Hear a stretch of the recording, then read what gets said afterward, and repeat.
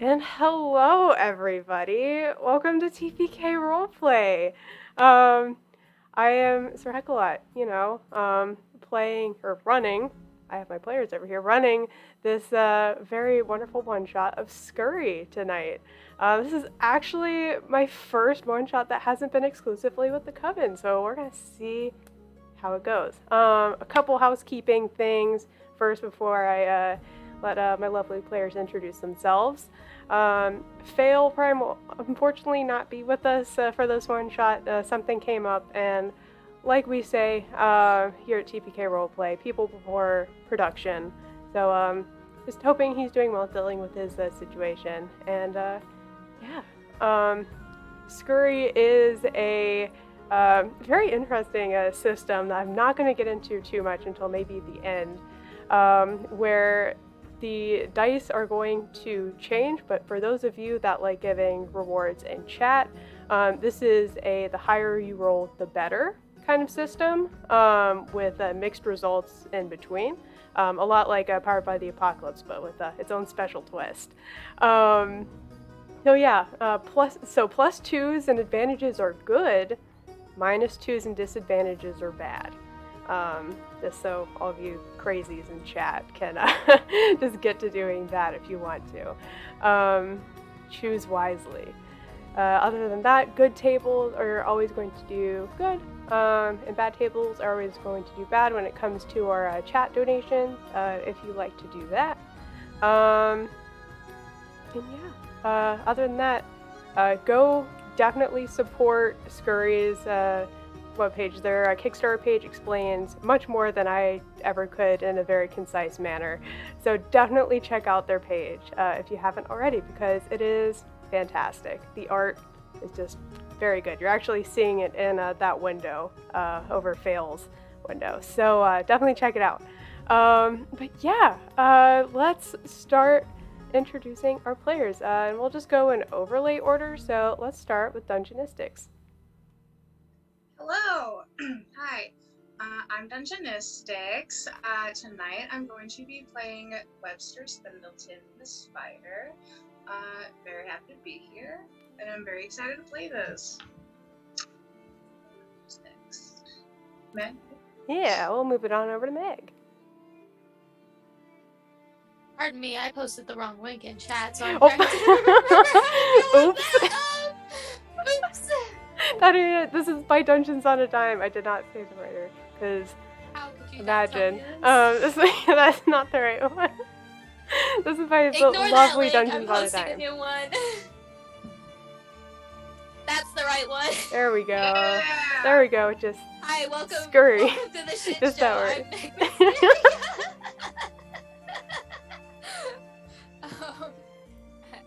Like I said, I am Meg Mysteria. I am a GM here on TPK. I mostly do survival horror stuff.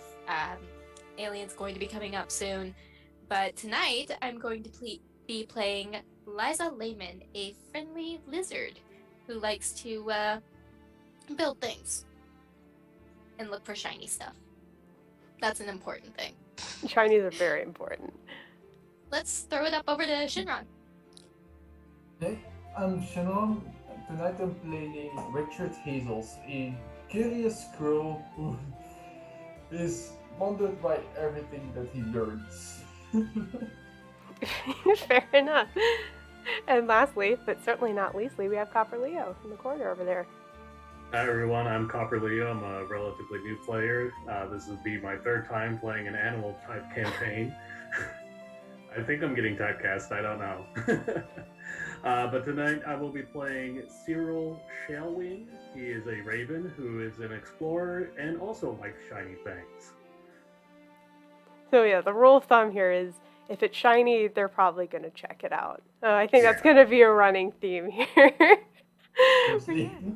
We're all little goblins at heart. That's fair. Live your goblin lives. So anyway, without further ado then, with all our introductions and housekeeping out of the way, we can start with our adventure. We're actually going to be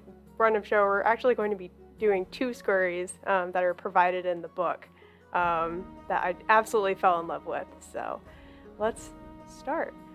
We're going to open our first page, or the first page of our adventure, at Nuke Patcho Nuke.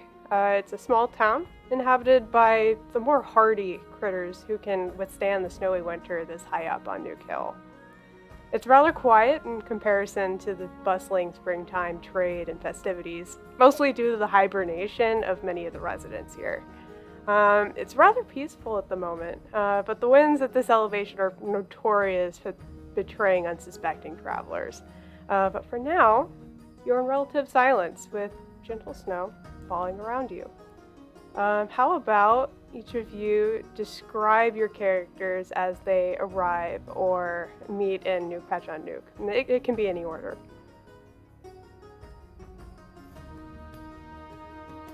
I guess I'll go first. So Cyril is a rather scrawny-looking raven, as far as ravens go. Despite that, his wings have very shiny feathers that reflect off the light of the sun. He's currently wearing a protective cloak, which is really nothing more than basically a little piece of cloth that he attaches around his neck and basically almost wears like a cape, just to kind of help keep the snow off while he flies. How much more do I need? Oh, that's totally fine. Or just like, the manner that he's walking into town, is he just kind of strolling? Has he been here already? Just that kind of thing. He's probably come through a few times. He works as a noon messenger with the guild, so he's come by to deliver messages every now and then. Part of his job and his adventure is he travels a lot to deliver messages, explore paths, and then hopefully find shinies along the way. So Okay. he's basically coming in, delivering winter parcels and letters to people from nearby towns. Oh, cool. So then I'm next, I guess. My character, the squirrel, like the bushy tail, the curious look in his eyes, the backpack in the side, like scribbled with notes, like what he learned. Sometimes he scribbles something in, like new thoughts that comes up in his mind, like very curious. He comes to this town like frequently in the guilds and all, learning new things, asking the guild sometimes for more information on the things he learns. He's scramble-headed sometimes because of the things that he learns. Very cool.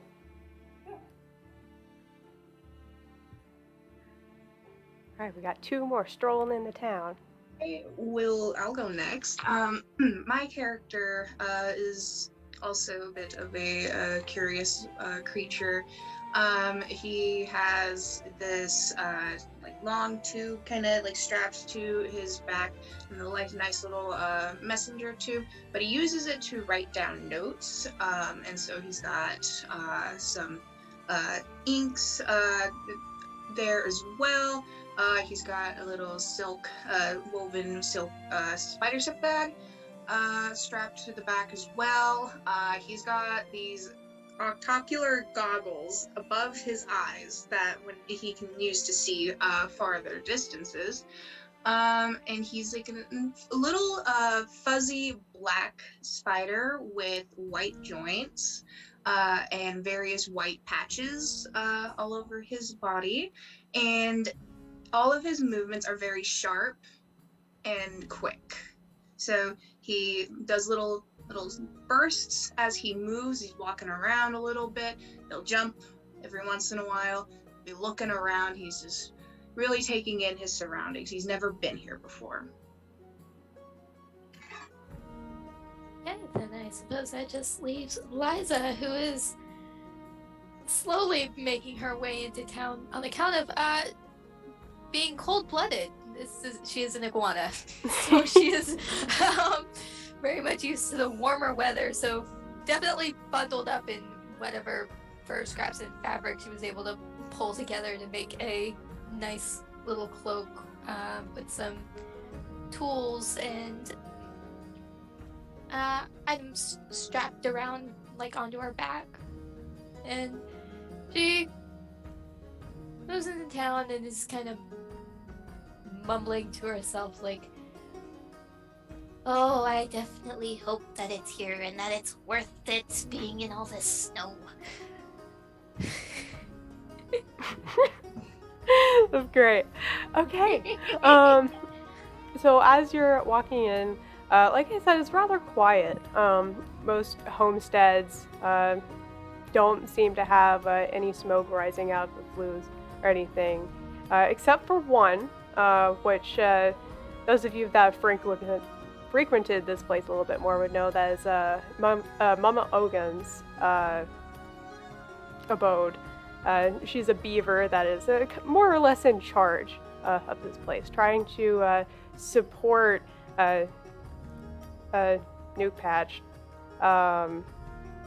and get it to thrive. It's kind of fallen on hard times being in the winter, since its main export is actually blackberries. Yeah, other than that, there is a tent set up that you know is Cinéad's tent. The person, or the magpie, that hired you all, where you can see this flickering dim light just kind of peeking out from the hardly discernible seams.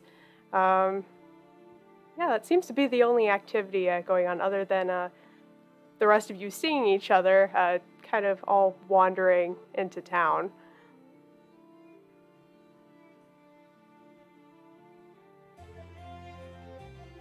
What would you all like to do?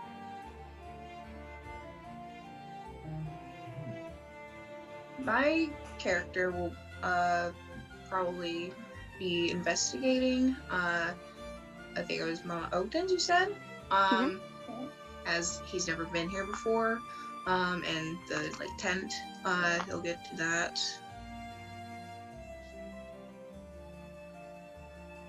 Sure thing, or the rest of you kind of just going to either one of these places? Do I have any letters to drop off to Ma Ogan? I mean, do you think, as a new messenger, you would? I'm fine with that, yeah. I mean, yeah, she probably has a letter. I'll go drop it off. Sure. Probably someone that went south for the winter. Oh, it seems like everyone's going that way. I suppose I'll follow. I'm enjoying this voice, I'm sorry. Yeah. It's very good, it's very cute. Like, my character is still looking through his notes in his bag, like, maybe in his head now, maybe Mama Odin has some more information that she'll head to her, like, going with his letters, like, back with his notes, like, going to the destination. Well, yeah. Alright. So, you all kind of arrive at the hut next, and looking at the exterior of this hut, the workmanship is that of a master architect. The wood, the mud, and the stone used to put it together is incredibly strong and solid. Not a lot of cold is probably getting past this wall. And the doorway has a pretty large oak door leading in. Who would like to knock? I peck. Yeah, okay. As you kind of peek in the door, the beaver, who has this rather, kind of intimidating stance, or just demeanor, with the large teeth and a sharp eye, just kind of looks at you all, but this, that all kind of melts away immediately as she sees this group of people, or this group of critters. I really need to get better at that. This group of critters at her door, and she's like, "Well, come on in. You all look like those new folks. Are you the ones that got hired by Cinéad, right?" Yes. Well, come on in. It's super cold out there. Can't believe some of these mammal folks are still out there. There's me, but someone's got to keep the place running, right? The inside is incredibly cozy. There's a large fire pit in the middle of the room with a roaring fire burning inside it. A comfortable distance away from the fire pit is a bed of hay, as well as what looks like some type of wood carving station. There's just various odds and ends, kind of like ramshackle, like metal bits and bobs used to make cookware, that kind of thing. But yeah, it's a very cozy abode. Ooh, warm. I just start moving around, kind of like looking at everything. Yeah, Webster's gonna be like kind of hopping from room to room, just really looking around. Yeah. As you're kind of looking around, it's like, well, just make yourselves at home. There are a couple grass mats if you just want to sit around the fire. It's a chilly one this year, for sure. Other than that, what can I do you for? Oh, I have a letter for you. Yeah, you right here, right here. I basically reach into a pouch that's around my neck to pull out, with my beak, pull out a letter and hand it to her. All right, and she'll take it with her paws, and it's really kind of strange to like see a mammal take a letter with like these kind of webbed paws, as beavers do. But nonetheless, she's able to almost use her teeth as kind of a letter opener and pull out the letter inside. She just kind of looks it over and doesn't seem to have the happiest reaction to it. Her face drops a little bit, but she puts it to the side. Like just trading business. It's a little harder during the winter. We need those blackberries to start growing, but ain't the season for that. Is there anything else I can do you for?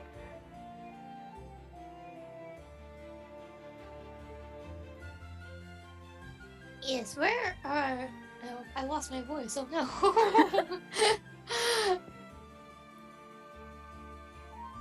Said we were all hired by Cinéad. You called him? Everyone here got one? Yes.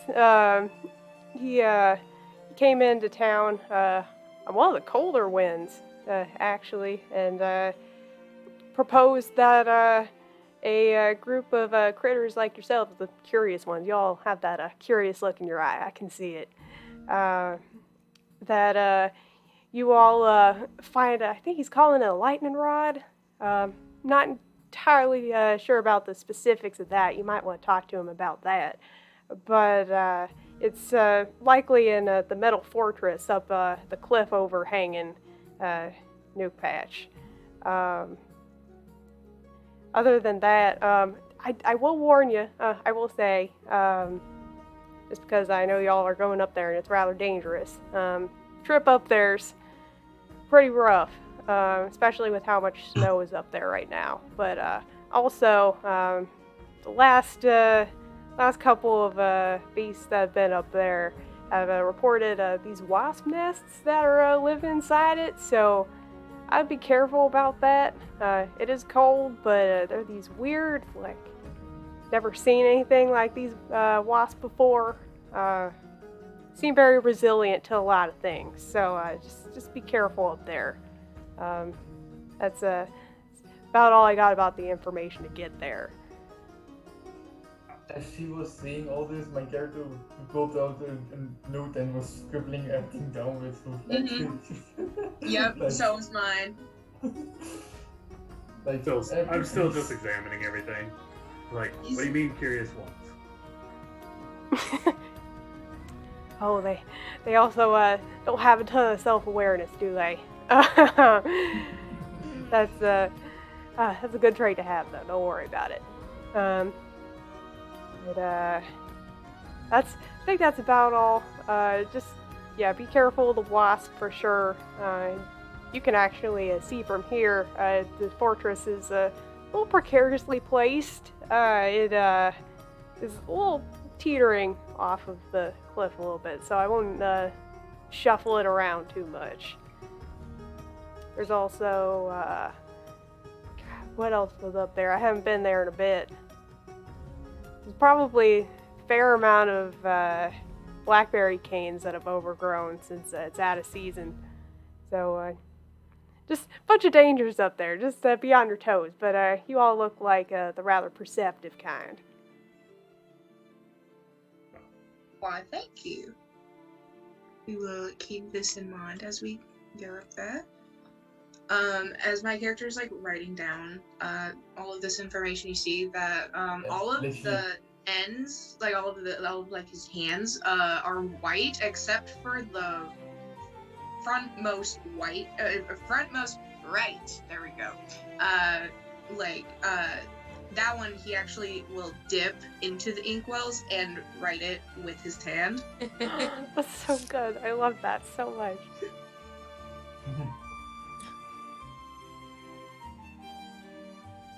Yeah, you're certainly the kind of critters we need, or that new patch really needs to keep starting up. It's, like I said, hasn't been too easy.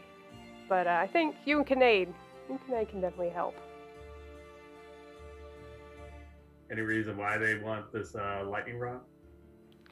Cinéad, I think, said something about like the energy that it uses or something. It's all gibberish to me. He understands the ways of the Titans a lot more than I ever could.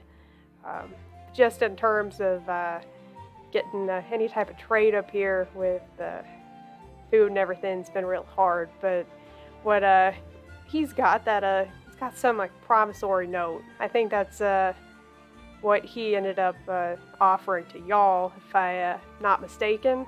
Something about trading like your weight in grain or something like that. Oh, yeah, I remember. Reach into my pouch, pull out the letter. Yeah, that would certainly help out the town. Just to have a little bit of good press. Have you ever considered possibly selling some of your work? I see that you're a woodsman, a woodworker. I've thought about it, but I'll be honest with y'all. You all seem like the good kind. It's a little bit of a sore spot, if I do say so myself. I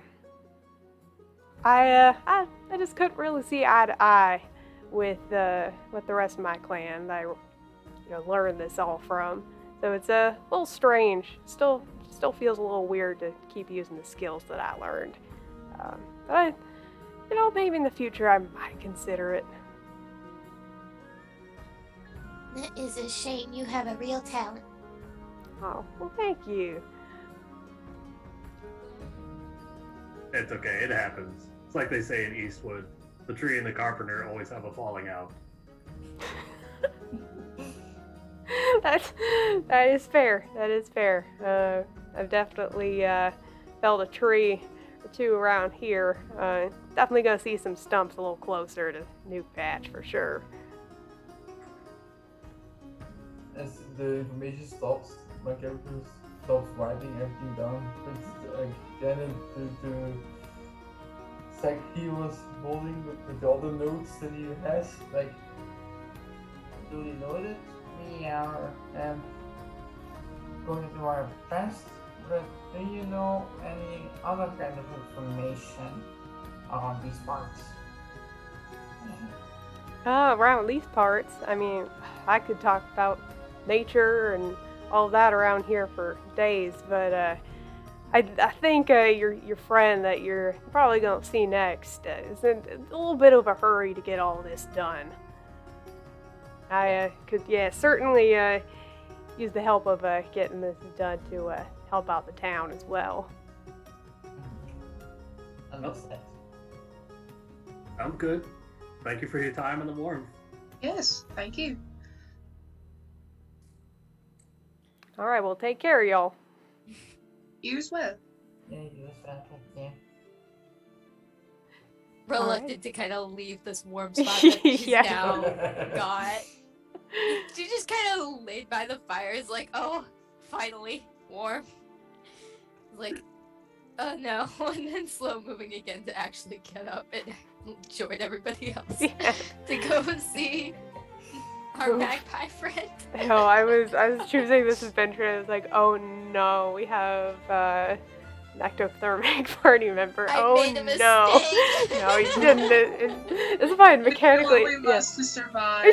Well, like respectfully, like as a biologist, like sad, but also mechanically and respectfully, we're still gonna tell this story without any mechanical consequences, because keep the science out of this for now. Tabletop roleplay. Why does it need to be Exactly. Yeah, so you all filter out of the hut, and yeah, the bracing cold that greets you very quickly, and you head on over to the tent that Cinéad has somehow set up. Probably took him a while to do so based on how large it is in comparison to a small magpie. But you all filter in, and you can see the series of lanterns and candles arranged around these various crates he's set up as temporary tables of just many sizes. Scattered on top of them are all these maps, tools, and almost like strange mechanical illustrations of the numerous Titan relics that he's always raving about. As he turns, you actually notice that his foot is all wrapped up, and there seems to be a toe just completely missing. The last time you saw him, he definitely had it. His feathers are rather ruffled, likely from the cold. You see Cyril doing the same thing. But the lack of his plumage's usual luster is pretty noticeable. He looks tired, for sure. And as he turns around, he gets the wide look in his eyes and says, yes, you all are here. You all are here for the fortress to look for the lightning rod, right? Webster will kind of wave a single arm. Hello, yes. Yes, that would be why we're here. Neat. You had me at fortunes. well, great. I do have that to offer for sure. Have you already talked to Mama Ogum at all, or no? Oh, yeah, we stopped there first. Okay, well, great. Quite You know about hospitable. you know about the threats then? Yes. The The wasps. wasps and the brambles. Went down over here, shows to be a note with all the danger sessions summed up. Oh, we have several curious ones. The note takers. Wow. Okay. This is unexpected. Usually, people I call on these jobs are the rather athletic kind, but I like how you all think. This is very good. Yes. I like to get very close to what I'm taking notes on, so I like to get very hands-on.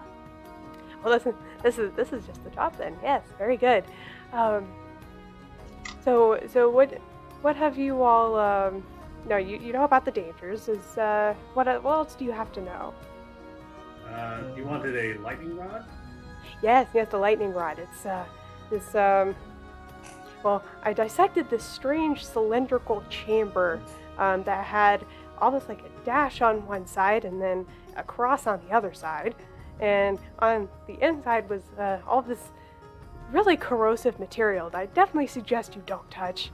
Then on the inside was this little rod that seemed to be able to supply energy to things. And so I think this is just some type of lightning rod, but it can definitely just power different things. And in the corner of the tent, you see just this really strange, like, box-like structure that has on one end, like, this kind of large circular, like almost like indented, just like perforated on one surface circle, and then there's these various knobs and dials that not really sure what they do, but he's pointing his wing over to that, says, I think it can power this. On the back it has this symbol, and he points to this symbol that it's like this little semicircle that has another cross, like he mentioned, next to it. So this lightning rod had the same symbol. So I think if we find that, we can power this. And I think what my clan, what my coven has told me, is it has a beast or something trapped in it, and it somehow knows the songs of the Titans, and it knows their language, and it can sing it on command. But I haven't been able to figure it out quite yet, and I think it's because I need this lightning rod. It's the last piece that I need. The Titans have their own language, you say? At least that's what I've studied. I mean, obviously they're not around anymore, so all we have is what they've left behind, both good and bad. Actually writing everything down. Yes, definitely put that symbol down. You're definitely going to need it, because there are like all these other lightning rods of different sizes that just won't do. They definitely won't do. No. Yet Webster will take extreme care with writing down the symbol, make sure it's just right. Yep, same over here, just writing everything down. Yep. To the freaking T. All writing things down, Liza is getting closer to this box and just kind of inspecting it and like, Well, this is certainly a curious find. Where did you get this? Well, it was the last thing that I took before I had to leave the clan. We just have a lot of these things, and I just happened to find it in the Bristley Woods one day. That was the last thing I could find. Yes.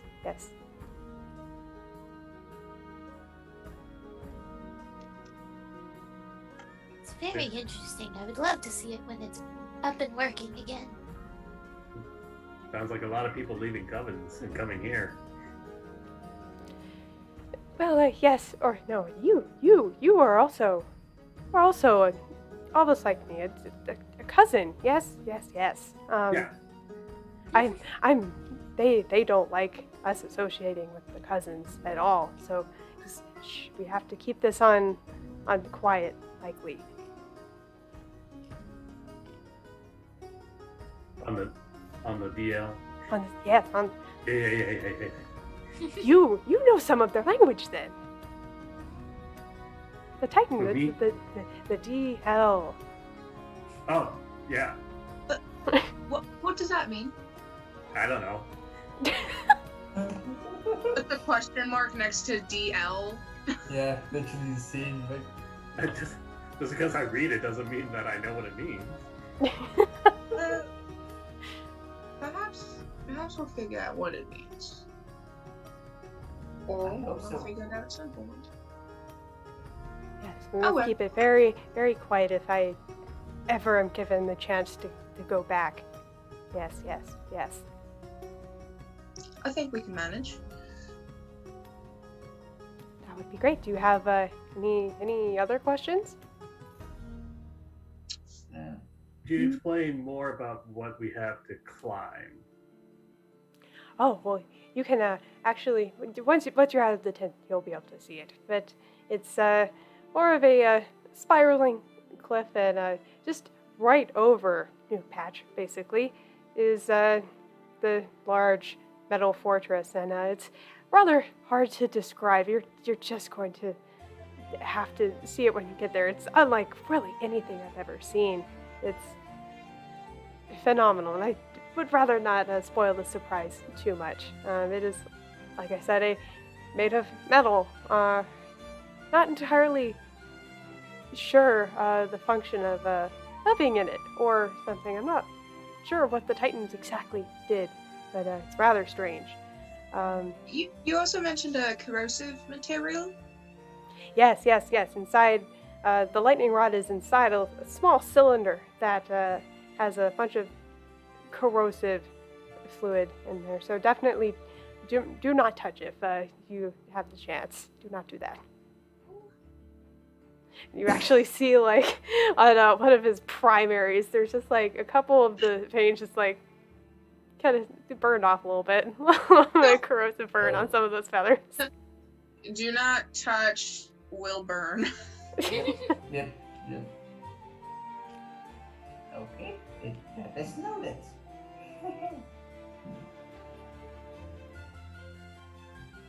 So climb the cliff, go through the middle fortress, find the lightning rod. Yes. There's the Titans kept a lot around. They were definitely important somehow. But if they provide energy like I'm hypothesizing, that's probably why they're just everywhere. Yeah. So now this sounds very dangerous. So I just want to make sure that there's a promise of shinies at the end of this. Well, yes, I'm sure you can get plenty of shinies with the amount of seed and grain that I'll be able to procure from this promissory note. And he shows up the note. And just to make sure, anything else we find in there that may be, let's say, shiny along the way is ours to take, right? Sure. Lightning, right? The lightning rod is all that I need, for sure. Okay. I just like to clear things out. Make sure we're all on the same page. Yes.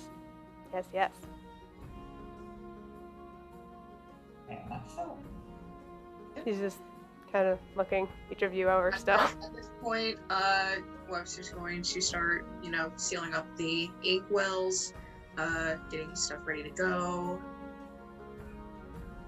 Same thing over here, like literally preparing to head out. Alright. I'm gonna readjust my cloak to make sure it's good. As we're heading out, it says, okay, so I can fly, but you can't, right? No, but I can jump. I can climb. No Okay. problem. Okay, climb, jump. Looks to the iguana. What do you do? Climb. Climb? Okay, so you guys are going to need a way up the cliff, right? I think I could There should be some kind of a pathway. Okay. Yeah. There's enough One of a way slope or as you guys, another. are going out the tent. There's enough of a slope. The main concern is just the sheer amount of snow on this slope. It's pretty deep, at least in comparison to a lot of you. Are there like trees or plants sticking out from the snow, or is it pretty much just like flat snow? At least for this slope, it's mostly flat snow. So I have pathfinding as one of my talents. Ooh. Can I take to the air to try to find them the safest place to walk? Actually, I have the same talent, so I can even walk. I can maybe find the path on the ground as well as he flies up. Okay, so was Cyril, was that a skill that you're talking about, more or a talent, pathfinding. Yeah. I also talent? have- Okay, talent. I don't Oh my know gosh! how- We all have Oh, that. nice, the help in this overlap. I love it. situation. I love it. No, this is the best way. No, Okay, this is the yeah, best but way. pathfinding. Okay, so we'll just do the one roll, even though multiple of you have it. The only reason I asked if it was a skill is the first time you use a skill in this game, it's an auto success, and then after that you have to roll. But if it is, if it's a talent, I will say that tag is definitely relevant. So if you would like to roll a scurry die, you can roll 2 of them and take the higher. That Which is is D4. It's a D12. We're starting with a D12. Oh yeah, D12. Okay, 2 D12. Is it everybody that has Pathfinder or just? Um, Copper? We'll just do copper. Yeah. Okay. okay. Because I got the bird's eye view. Mhm. True. So that's a 6 and a 3. Okay. Well, the higher being is 6, so that is a maximum or a critical success. So yeah, pretty easily when you're flying up there, you have to get used to the winds a little bit, but I'm not gonna have you check for anything like that at all because of that critical success. You're able to get your bearings enough to look at what the best path might be. The main threat is mostly probably not to cause an avalanche on your way up there, as it, might bury you, but also cause some complications for the fortress up ahead. So yeah, I will say that if you kind of hug the slope a little bit more, you guys should be able to continue using your skills a lot more easily to get up there. I will fly back down real quick to get out of the cold wind as best as possible. And I'll explain to them about climbing up the slope, probably in a Pathfinder-y way that the other two are like, Of course. All right, and Shinran, let's get to you. What were you doing as Richard? Well, I was like, because I had the pathfinding talent as well, I was trying to look more on the ground, but because I'm more a scroll, more with the orientation kind of view, Okay, so yeah, it's just kind of the combination of all of you with pathfinding are able to kind of triangulate what the best course of action is, and you all kind of come to that consensus. Okay. Hey, yeah, awesome. So yeah, as you all are kind of going up this slope, it was a little bit different from a bird's eye view, and now that you're seeing just the full volume of snow, it's still going to be difficult footing your way up there as your various crawling and climbing species. So whoever is feeling jazzy enough to lead the pack and go first, how about you roll me a scurry die as well, just to do the best you can to distribute weight evenly across this. Yeah, I will try. Just one scurry die this time? Yeah, just one scurry. Okay. That's a 12. Okay, another critical success. So you all watch as Richard very gingerly is placing his paws with each step on the way up there, and easily is able to get past, pretty much the biggest and only obstacle to get up to this fortress. So that's awesome. And yeah, since that's a pretty good landmark, I think I'm still going to do one progress take there. But very cool. I like it. So yeah.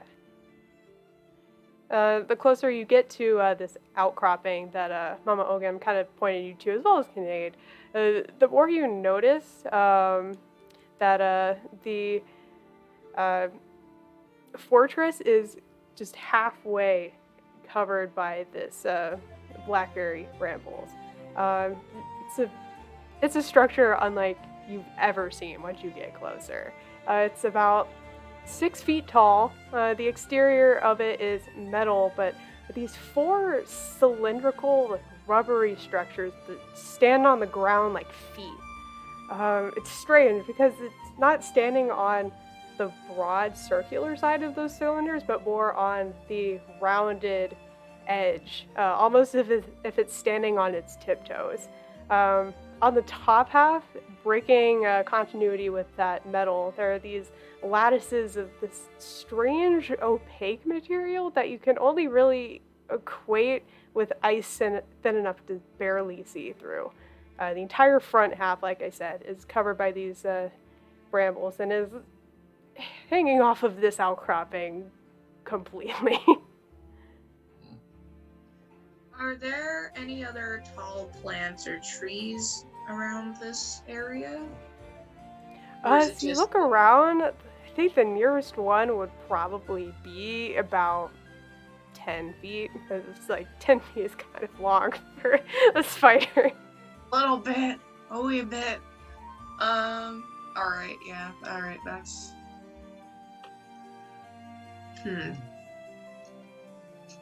So the only feasible way that we can see at the moment is the side that has all the blackberry brambles on it, or are there... Do you get closer? Yeah, why not? Okay. Upon a closer look, You see a couple more things. There is a singular pipe kind of projecting from the back bottom right of the fortress and is pretty rusted out.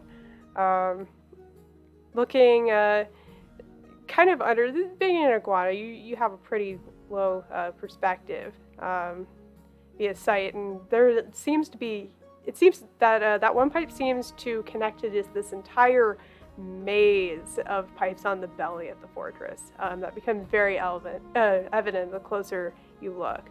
Some of the chambers, seeing like where the fulcrum of this structure is, some of the material that these pipes are made of is just completely perforated by that pressure.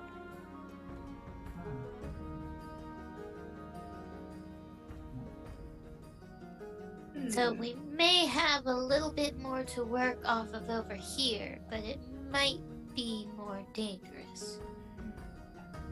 If you want to come take a look. Can I How dart on over there to look? I will look for as well. I'm trying to keep an eye out to see if I can see the hornets up there.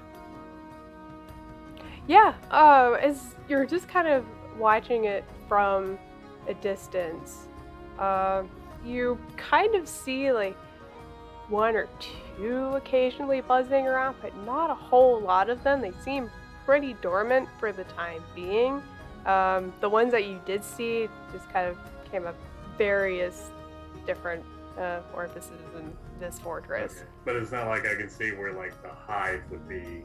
Not right now. At least from the distance that you're at, you can see like that. There's that very opaque sheen over what you think are maybe windows with this weird material over it. It's hard to see through, but that would probably be the best place that you could see through if you got closer. Okay. And the lightning rod is pretty obvious on this thing. No, you haven't seen No. anything cylindrical like that yet. No. Mm-hmm. I would say he'd probably, like, Cinéad probably showed you a little diagram. Yeah, It's, I was just curious yeah. if it was like there, or like, oh, there's what we need, but it's not. So, all right.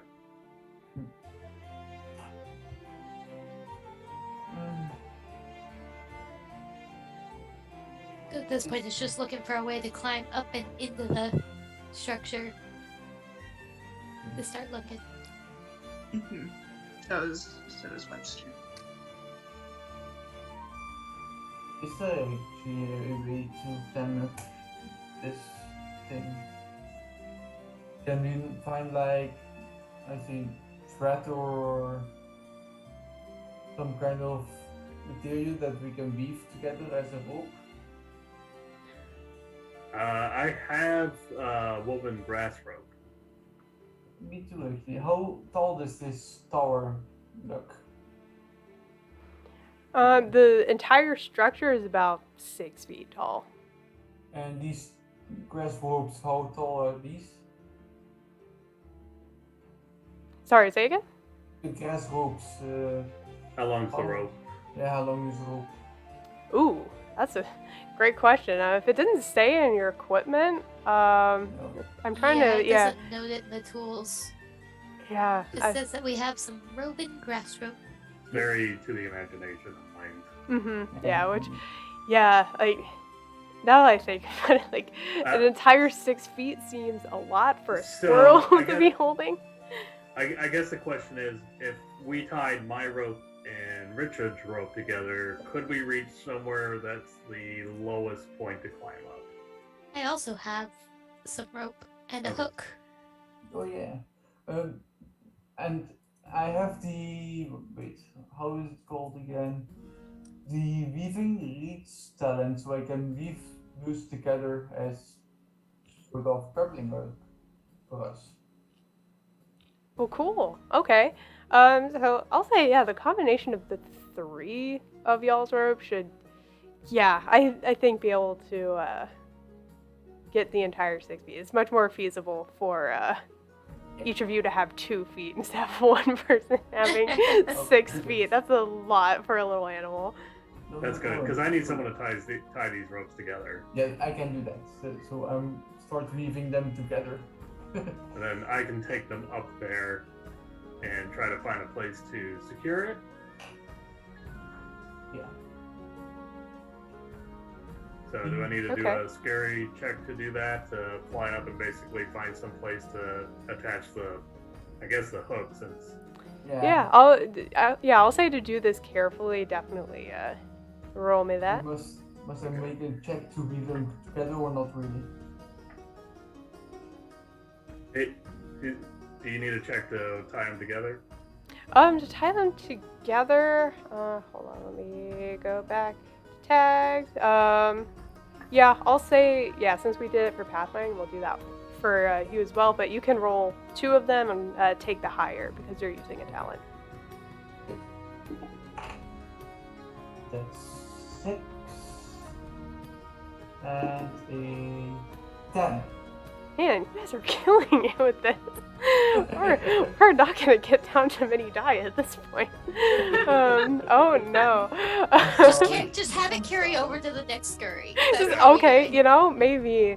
That's a little scary to think about, though. That's a little scary to think about. But okay. So easily enough, you're able to put those together. As a weaver, you've done this many times. So yeah.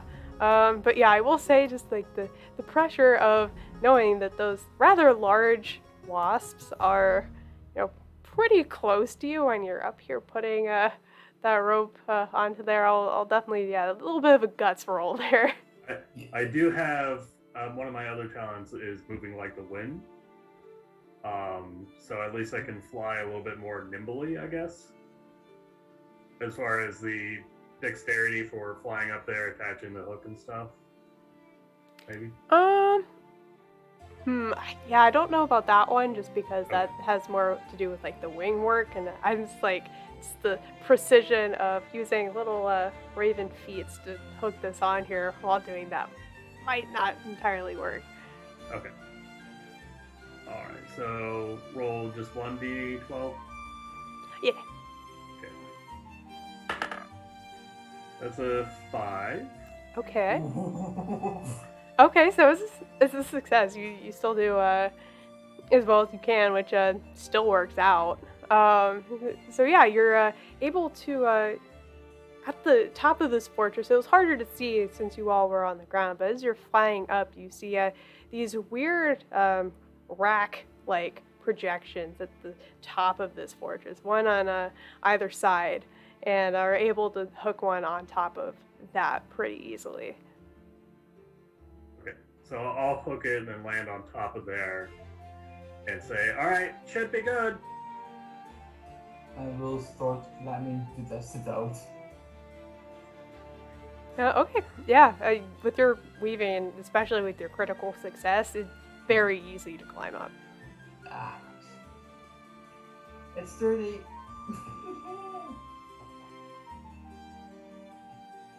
Alright, so the two of you are You on go top of next it. to Webster. I am small. I am heavier.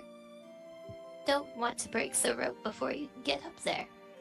Alright, I will scurry on up to this rope. Ha. Yeah, just So the Darn. title, game's done. Bye. Roll credits. Oh dear lord. yeah, Webster's gonna get on up there. Okay, yeah, easily enough. You all are on the roof of this now. Nice. Nice, indeed. What would you like to do on the roof? Now that we're up here, do we see anything resembling the cylindrical rod that he's sent us here for? What? Doesn't see nothing cylindrical up here. There's the different racks, but they're rather large. Doesn't seem to be anything that feasibly could be used by Cinéad. A question, because we know on top of this wall, so to speak, what kind of overview do we have? At the top of this, you kind of like go safely to the more of the middle of the roof, and you can see, it slopes down. You didn't look too hard at the front of it yet, but as you're kind of looking down, you see that there's one of these windows that is just giant across the entire front of it, and it kind of slopes down to another sheet of metal that is kind of square-ish in shape. But it's harder to see much more detail just because of all the brambles that are kind of encroaching on that side. Hey, Carol, can you maybe look at the slope thingy there? That's more open. Can you maybe find it there and look closer? As long as there's no hornets over there. Do we see hornets nearby? You're not seeing them, but standing on the roof of this, you definitely hear a little bit of activity from the inside. The inside, oh no. They've taken the fort. Uh, Yeah. It's like this is just a cute little scurry thing until we get inside the car, and then it's some Lovecraftian wasp stuff going on. Oh, disasters no. all over again. Displacer hornets. oh god. That sounds horrible. We are not equipped. Mm-mm. Are any of the windows broken? Surprisingly, no. They're all just incredibly just glossed over by just dirt and gunk from years of probably not being taken care of. Uh-huh. And Okay. there's only one open, right? And there's only one open, right? Or are the multiple open? None of the windows appear to be open. Are any of the doors open? Are there openings to get inside the structure? At least with the main body of this, not really. Everything looks pretty closed.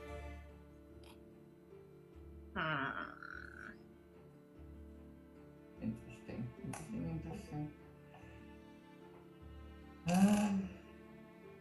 How wide does this wall not seem on top of this? How wide apart is this? How wide is the entire structure? Yeah. Probably a little less. So I want to say maybe a good 5 feet across.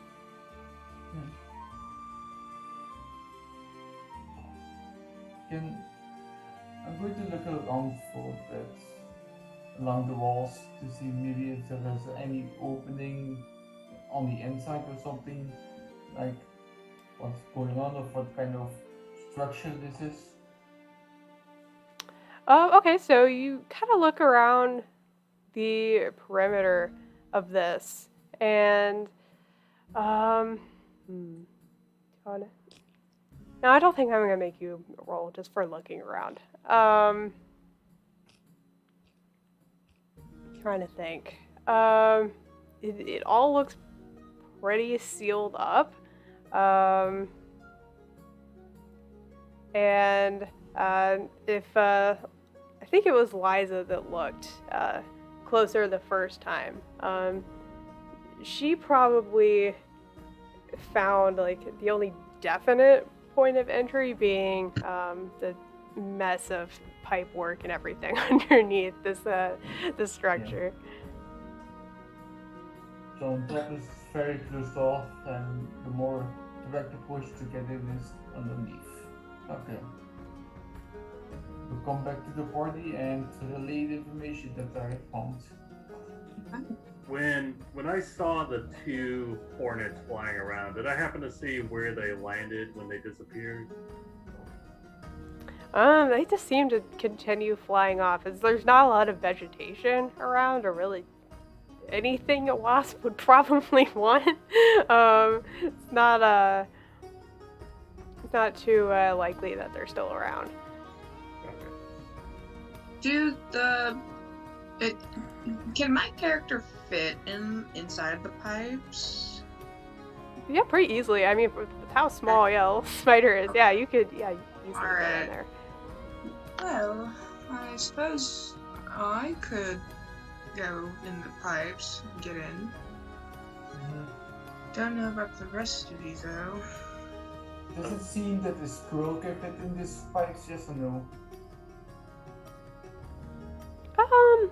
I would say, yeah, squirrel probably could, too. I think the other two of you would be pushing it, but those two, yeah. Not Like, I don't think a We raven... can climb on top Not- of the pipes. It's fine. claustrophobic, not going in tight spots. Okay. If I can't spread my like wings, not this doing big. it. We're gonna work our way back down, and then What? All right. As you all are just kind of shuffling Yeah. around at the top of this, I'm actually going to take another progress marker as these little the buzzing just gets tiny bit louder. Okay. aggravating the bees. The bees. The bees. I'm gonna stay up top to kind of keep an eye out, so I can call out to them while they're climbing around inside this thing. Sure then. Yeah, for sure. I'm going back down to the ground. I don't like being up here. Fair enough. It's colder somehow. All I'll right. look for a pipe opening. Yeah. You guys basically see what you can pretty easily surmise is some type of exhaust pipe. That you're able to climb into. Like I said, part of it's rusted out, so you kind of have to avoid this little hole in there. And since it's easy enough for a spider to do, I'm not gonna require a roll for that. But for a squirrel, maybe you might get your foot caught in there. Like, that might actually happen. So I'm gonna just really quick have you roll a scurry die for that one. Is it again D12 or is it It's still the lower down? D12. Yeah. Okay. A 3. Ooh. Uh-oh. All right, my. so we have a 3. I believe that is a complication. Hold Oh. on. How attached to those fingers are you? Yep. So you barely manage to pull it off. So you're able to not get your foot caught in there, but the consequence for this, No. I'm gonna say there is a little more rattling done by yanking your foot back out there, there's a little bit more activity on your end, Cyril. There's you can feel a little bit more going on. Yeah. I just have the feeling when my scroll comes out, I'm just freaking covered with this exhaust dust on my fur. Yeah, there's gonna be a lot of gunk from inside this for all of you. Yeah, Webster's furiously kind of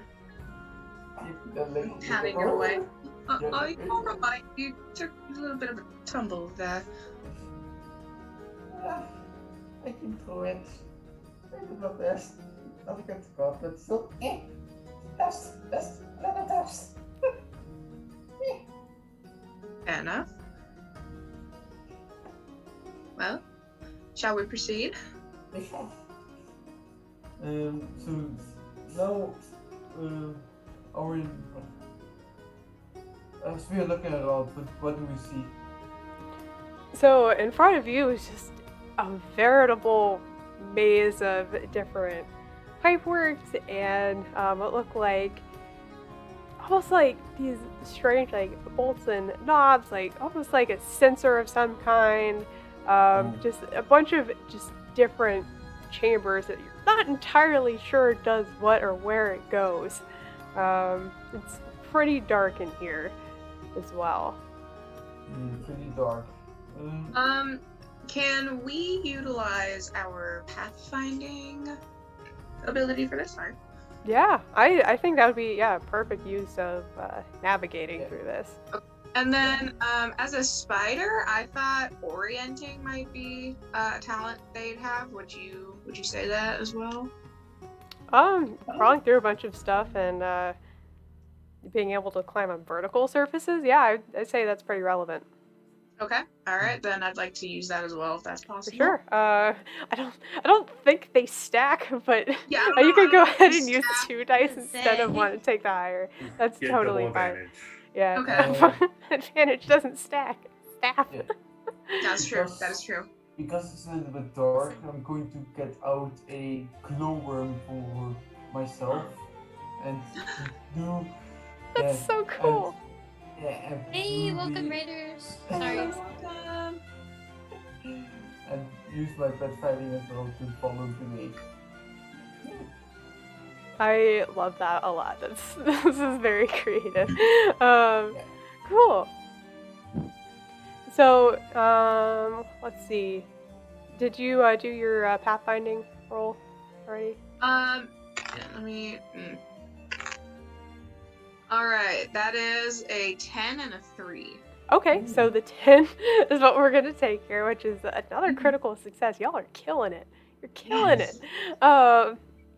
So yeah, you're able to curve through and kind of look at one panel and then the other. I'd say that probably doesn't work. That seems to go in to the side. That's a different direction. That seems to go way up there to the front. And I don't know if that's where we want to go, but there seems to be a fair amount of just gap of not a whole lot, and like towards the back, what's most immediate to you, where you'd think is as you approached from the back of the structure, you definitely would have noticed this large, like what looks like a hatch door that only a Titan would probably have the strength to open. So you kind of surmise that that's likely that area behind that door is likely where you're at. So depending on if you want to go all the way to the front of this or what's more above you, you can probably find a little crack in these pipes because they're rather rusted out at this point. You can probably find a way to get through to the structure there. I'll say, since you've been watching enough, Cyril, you can kind of localize the buzzing to like the very middle of this, the very middle compartment. So you could go to the middle compartment if you want, but I doubt that you do. No, I was just more trying to figure out where they're at and stuff. Mm-hmm. I'll just say, keeping an since you eye. were standing on it, that was kind of like where the vibrations were, and then just So like underneath my feet, I'm just getting. yeah, like it's fair enough information to give, I think, since you're actually taking the effort to watch. Okay. Well. Wes is just trying to track them while under the car. Okay, yeah, just kind of like. Just hearing the bangs, ow, ow. yeah. Webster himself What can't do you make see? too much noise because he's so small Yeah. inside these pipes, but he'll just be like trying his best to like hit the walls of it, be like, I'm here. So remind me what the two options are that I have. So technically you have 3. There are plenty Three. of pipes that are kind of like going towards like the middle, and like I said, they're rusted out, and a small spider like you could probably get to any 3 of these, because there are some pipes that seemingly go all the way to the front, like the very front of this structure, and then a couple more kind of going to like right immediately in front of you, where like the trunk area of this building would be. I think we'll start with what's immediately like kind of in front. Okay. Of All right, I so just I'm behind with my glowworm. you still got that. It's dark. Let me use horns. Um, yeah, with the critical success, there are also a fair amount of like wires and stuff too. That like, yeah, like you see like all this kind of metalwork like inside like these coated like wire like structures. So like this definitely runs on some like weird type of lightning, but you're not entirely sure how it works. But going through to the trunk area, I'll say there's a hole in the roof of where you're at now that you can kind of go through. And first you're met with like this weird like fuzzy like carpety kind of material, but then you're able to kind of like climb to the side and out of that, and see next to you another like what seemingly like looks like one of the feet of this structure, just kind of like laying on its side, like on the inside of this the structure. How curious. So I'm inside the car now? Mhm. Nice. Okay. Do I see anything, any possible ways of my companions getting in from like I could like try and get this window open, or this looks kind of weak, if they push against it it'll open up, sort of thing? Can I see anything from the inside? Kind of crawling around. You know, get past this extra foot that's just inexplicably in there, and get to kind of the main level of the trunk, and you see like this large like, cage-like structure that's dividing the trunk from the like backseat middle area. That just you're not really sure what it's for. Only the smallest of critters could probably get through the different holes in that cage. But you see Would I that. be able to? Oh yeah, for sure. Yeah, you'd definitely be able to. But I think you might be the only one able to get through. I think the largest might be a mouse that could probably get through some of these. All right. But there's that. But in terms of opening up like to the exterior, there doesn't seem to be a whole lot. There's another one of those lattice structures towards the back, and it's like, you know, almost the entire length of the fortress. But there doesn't seem to be any type of mechanism to open that. Well, Richard seems to be met with a little bit of a dilemma. Seems that I'm the only one who could get through the mesh paneling up there.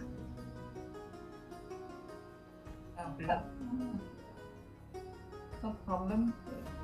Maybe I can head back and try a different way. Maybe I can find a better way that fits for me, so to speak. Perhaps, yes. Let's go back then. Yeah. Okay. Yeah, we're gonna go back. Look elsewhere. Okay. So are you are you leaving that completely, or are you going to the front of our fortress here, or? Let's check out the front this time. Okay. So as you're going through these various pipeways again, you're seeing all these chambers that one actually like kind of gives under the weight of Richard, but seems to hold for the time being as you pass through. But as you're getting closer to the front, you can feel the weight like of this perfect balance start to shift a little bit as your weight is going towards the front. So I am gonna need another Scurry die roll real quick from Richard. Richard, you need to cut back on the honey oat cakes. That's so rude. Oh yeah. So they're working their way to the very front of the fortress. And question: does orienting help with this in this case?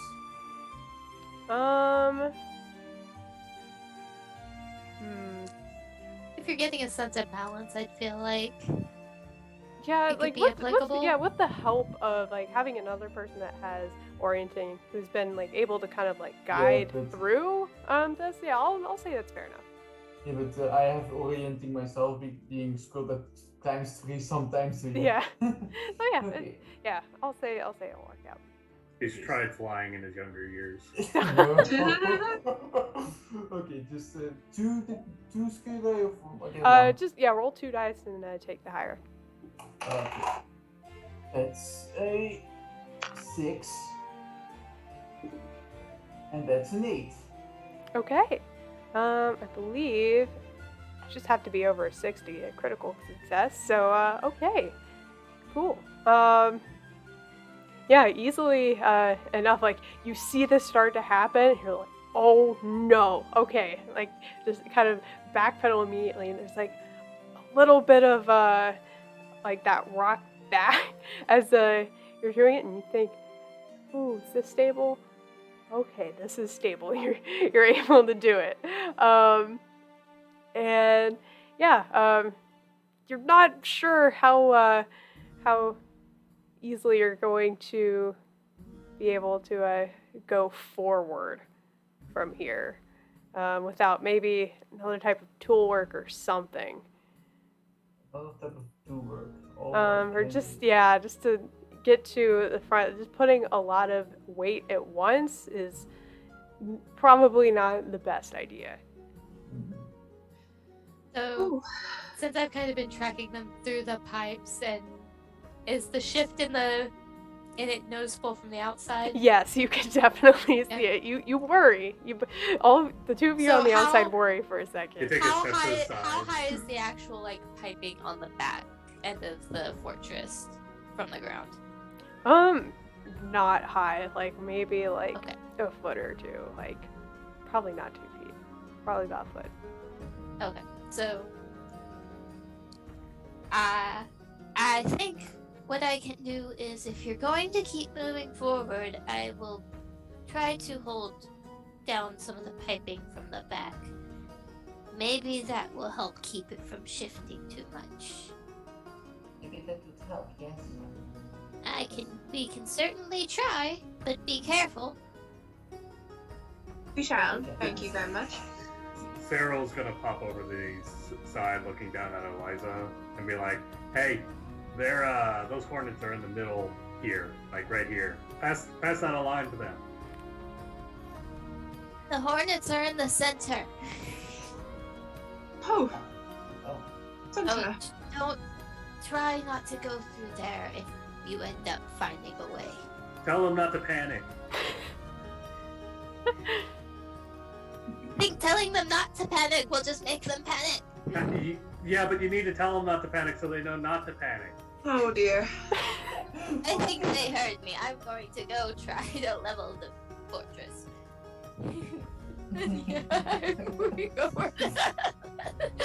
Okay. So yeah, if you're going to act as a counterweight, tell you what, yeah, we'll have Liza roll to be a good counterweight. Roll for counterweight. Yeah. No, counterweight. What must you roll for that? Trying to think of what could be applicable here. Not much. Maybe orienting in the sense of finding balance. No, since we did that the first time, I would buy that. I almost want to entertain being long, but I think that might be applicable here. Long. Unless I'm trying to Long. be I have a long. I think being long's allowing you to do this. high as 7. A 7? Okay. So yeah, easily enough that you see as the leaning of this happens again as Richard's kind of going up front, and you're able to just really put your entire like front of your body just kind of hug this exhaust pipe and anchor down, and are able to be an effective counterweight for at least the weight that's getting placed on this. A second, yeah, exactly. A second later, and the momentum may not have been too easy to stop, but you all have been like very careful about this and are able to do it. So cool. You are effectively underneath like the front of this and are kind of able to climb a little bit higher. And just, yeah, again, just this big section of just so many pipes in different compartments. So it's like more like a central area that's with pipes everywhere. Are you seeing, or what is this place? What you see now? Yeah, like this looks like, or at least this mess seems like what like powers this thing more. Just like based on like the amount of different things, like one compartment has like this weird like slick, like oily kind of substance that you kind of try to stay away from. It's mostly emptied at this point, but it's kind of coated in it, so you kind of stay away from that one. You're just kind of able to look around. Interesting. There's there's the symbol that we were told about. That's nowhere to be seen, right? Yeah. There are things that you think almost seem like it. Like some of them seem incredibly similar, but you both reference your notes because you took the notes. You know that it's not quite it. Or at least like you're kind of looking in, and this much larger version of what you think you're looking for is probably not the piece that Cinéad's looking for. Well, I don't think we're gonna find anything here. I think our only option is to go into the center with the wasps, but that's a bit of an issue. Indeed. And we're only here with two, and the others are outside, so it's going to be dangerous as well. Uh-huh. Should we regroup and discuss with our findings? That should be the optimal plan, yes. Right. Let's have him back. Back to the group and reconvene. Yeah, we're gonna go back All to right. the exhaust pipe and hop on out. Sounds good. Yeah, easily enough to do with Liza continuing to be your counterweight. You're able to get back out the way you came, and yeah, effectively regroup to potentially discuss what's going on. Brushing himself off, but he does. Quiet Yeah. down. Quiet Yeah. down. Yeah, just brushing it all off, kind of like darting from side to side in an attempt to kind of shake off the soot and everything. Hurry into the snow for a second and pop back out. It'll be fine. Yeah.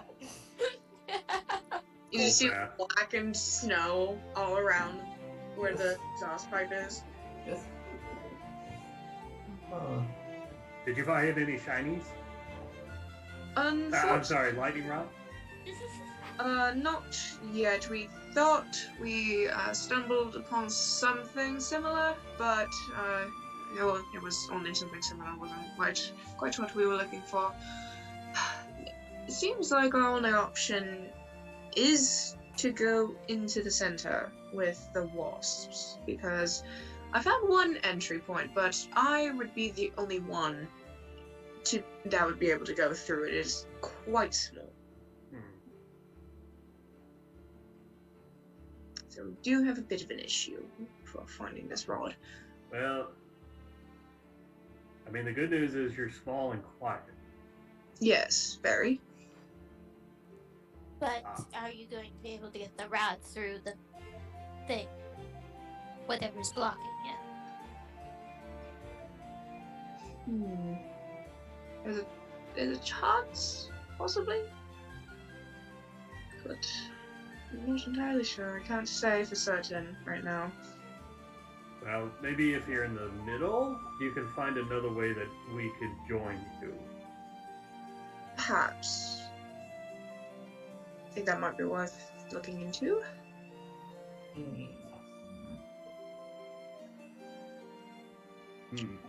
If all else fails, we can get the wasp's attention to go somewhere else. Bang on the outside, hide. Maybe they'll buzz off somewhere. So, question. So since I have moving like the wind, is that something that I would know that I could like outrun a bunch of wasps? You could try it out. I don't know if it's certain, but you could try it out. That might take a roll. There's only one way to know. Yeah, but that's gonna be up to the fates. Have you had experience racing wasps before? I am a bit of a coward, so running away from things has happened before. But I will do whatever I need to do to get shinies. So, if luring the wasp is the way to go, I could buy you some time, but I can't guarantee how long it is, because I am just going to fly like a bat out of Westwood. Uh-huh. Well, I don't think we'll need too much time. We know what we're looking for. There's only so many places it could be after our brief investigation, so I think distracting the wasps might be our best bet. Alright. I will do that once you're in place. Alright. But how do the wasps get out of the fortress if there were no holes? Probably a similar way that I got in. They can fly, so they can maneuver around relatively easily, I think. But she's still in danger then, because you're still in their way. Perhaps I could get myself inside, hide under the. You know, there was this quite particular phenomenon I saw when I was inside near the back over here. Gonna wave like a little spider arm towards the trunk. These robot like feet of sorts. There's another one in there laying down on its side. I could possibly hide inside there. Yeah. Because I think they're probably just going to come straight out and not look around. And then that way it gives you more time to scurry in and find whatever we're looking for. Alright. That seems to be the plan then. Alright. Alright, yeah. Well, Webster is going to hop back into the exhaust pipe if there's nothing else to discuss.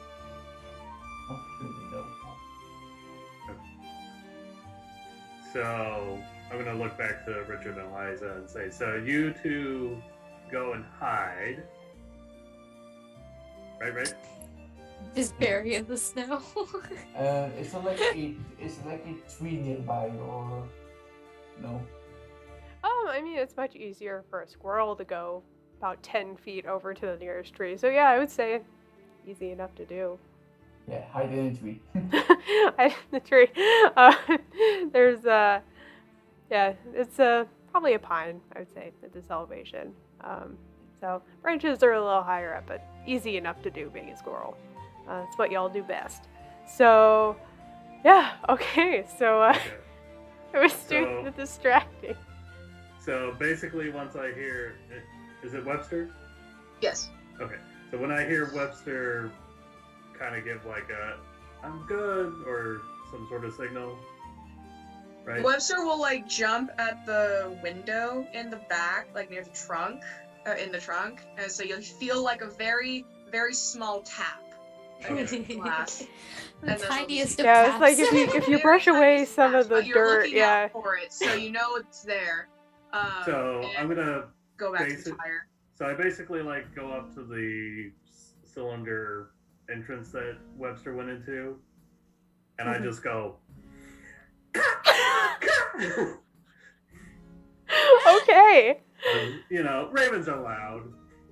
All right. I'll just say since this is you did your own words say that Cyril is a coward.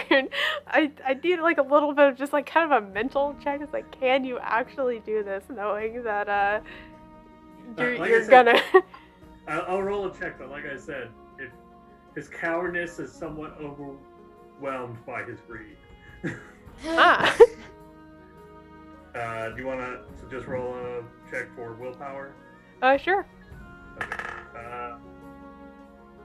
No, that's a 3. Okay. You were. That's a complication.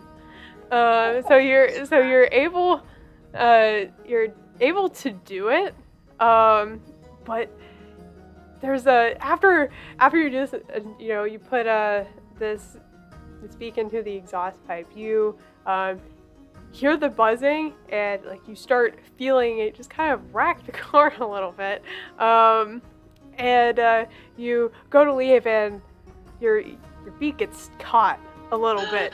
It's like, oh god, okay, this is the worst way for this to happen. Okay, This is the worst way to It's like, die. I don't want to die. Like you're able to. It's just gonna seem like a get out. cartoon fill up with bees. You're Oh, able, God. yeah, to get your beak out, but I will say that your head start definitely delayed a little bit, Yeah. and mechanically, we're just gonna have to be a flat roll instead of advantage. Okay. Would Right, and that is Webster? Oh, before we Oh. go, Webster doesn't have a guild. I chose Lonesome for him, okay. and that makes bad things happen in your favor. Would that be applicable here? Hmm.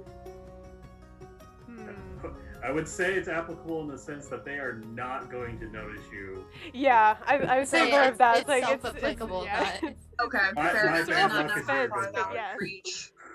Fair enough. All right. And that is enough ticks to actually put us down to a D10. Oh, Oh. Is it? Yeah. Not what I wanted to hear with the black swarm of. That's what I said. Like coming it, out to me. the low rolling just gains momentum. It's such a cascade with this system, and I love that it does this. This is the chaos. They start flying out. You actually notice from like the smallest crevice in between like a different like plates at the front. There are a couple streaming out from there, as well as from the exhaust pipe that you're at. But yeah, if you're trying to fly away. let's see what this D10 tells us. Roll a 9. nice. Nice. Okay, so crit success. Very nice. You're able to outfly these things. You're beating your wings. You're making up for that lost head start, and are able just to kind of weave between trees in the forest nearby, and are pretty effectively able to lose them. I am a with your coward. superior flight. Yeah. Yeah, you're not really sure. Run yeah. away is not a talent, but it is inspired in this moment. You're not really sure where they went, but you seem to have lost them for the time being. That's probably 30 minutes off my own. That's a while for a raven, too. Well, not really. Birds live longer than that, but yeah. Tell you what, we're at about the 2-hour mark. So how about we take like a 5-minute break and resolve this, and then hopefully get to our second scurry of the night. How's that sound? Yeah. All right. Okay, chat. Thank you for sticking around with us for the first bit of this. We'll be resolving this shortly and seeing if they can find this lightning rod within the the fortress that I can't say what the Titan term is for. But yeah, see you around, chat. Hi, chat. Welcome back. We just went through a rather large part of this first scurry of distracting a bunch of killer hornets out of the fortress that our critters are currently exploring and trying to find the lightning rod. So right now we have Cyril probably. I'm not sure what you're doing. Are you hiding or are you returning? I mean, I'd probably book it a good ways, and then when I stop hearing the buzzing, I still continue for a few more minutes before I stop, catch my breath, look to make sure that they're not following, and then eventually backtrack. So I'm probably gone for a few minutes. Yeah, it was tiring, but you managed to outfly them, for sure. And on the inside, in the trunk area, is our spider, Webster, who had hid into our spare wheel, basically, of our structure here, and was able to not get noticed by any of the wasps flying out in the massive swarm. I know, baby. Your cat is so cute. Oh my god. Baby. This is the next boss. Oh god, you don't want that. I'm telling you, you don't want it. I don't know. He's pretty good with lizards. I think him and Liza would get along. Aw. How if you get along with Webster? No, actually, he Alright. doesn't chase bugs either. So. Oh, even better. Alright, never mind, we're fine. And Cyril would not like it.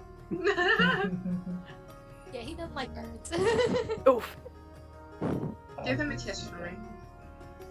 When he comes Anyways. back.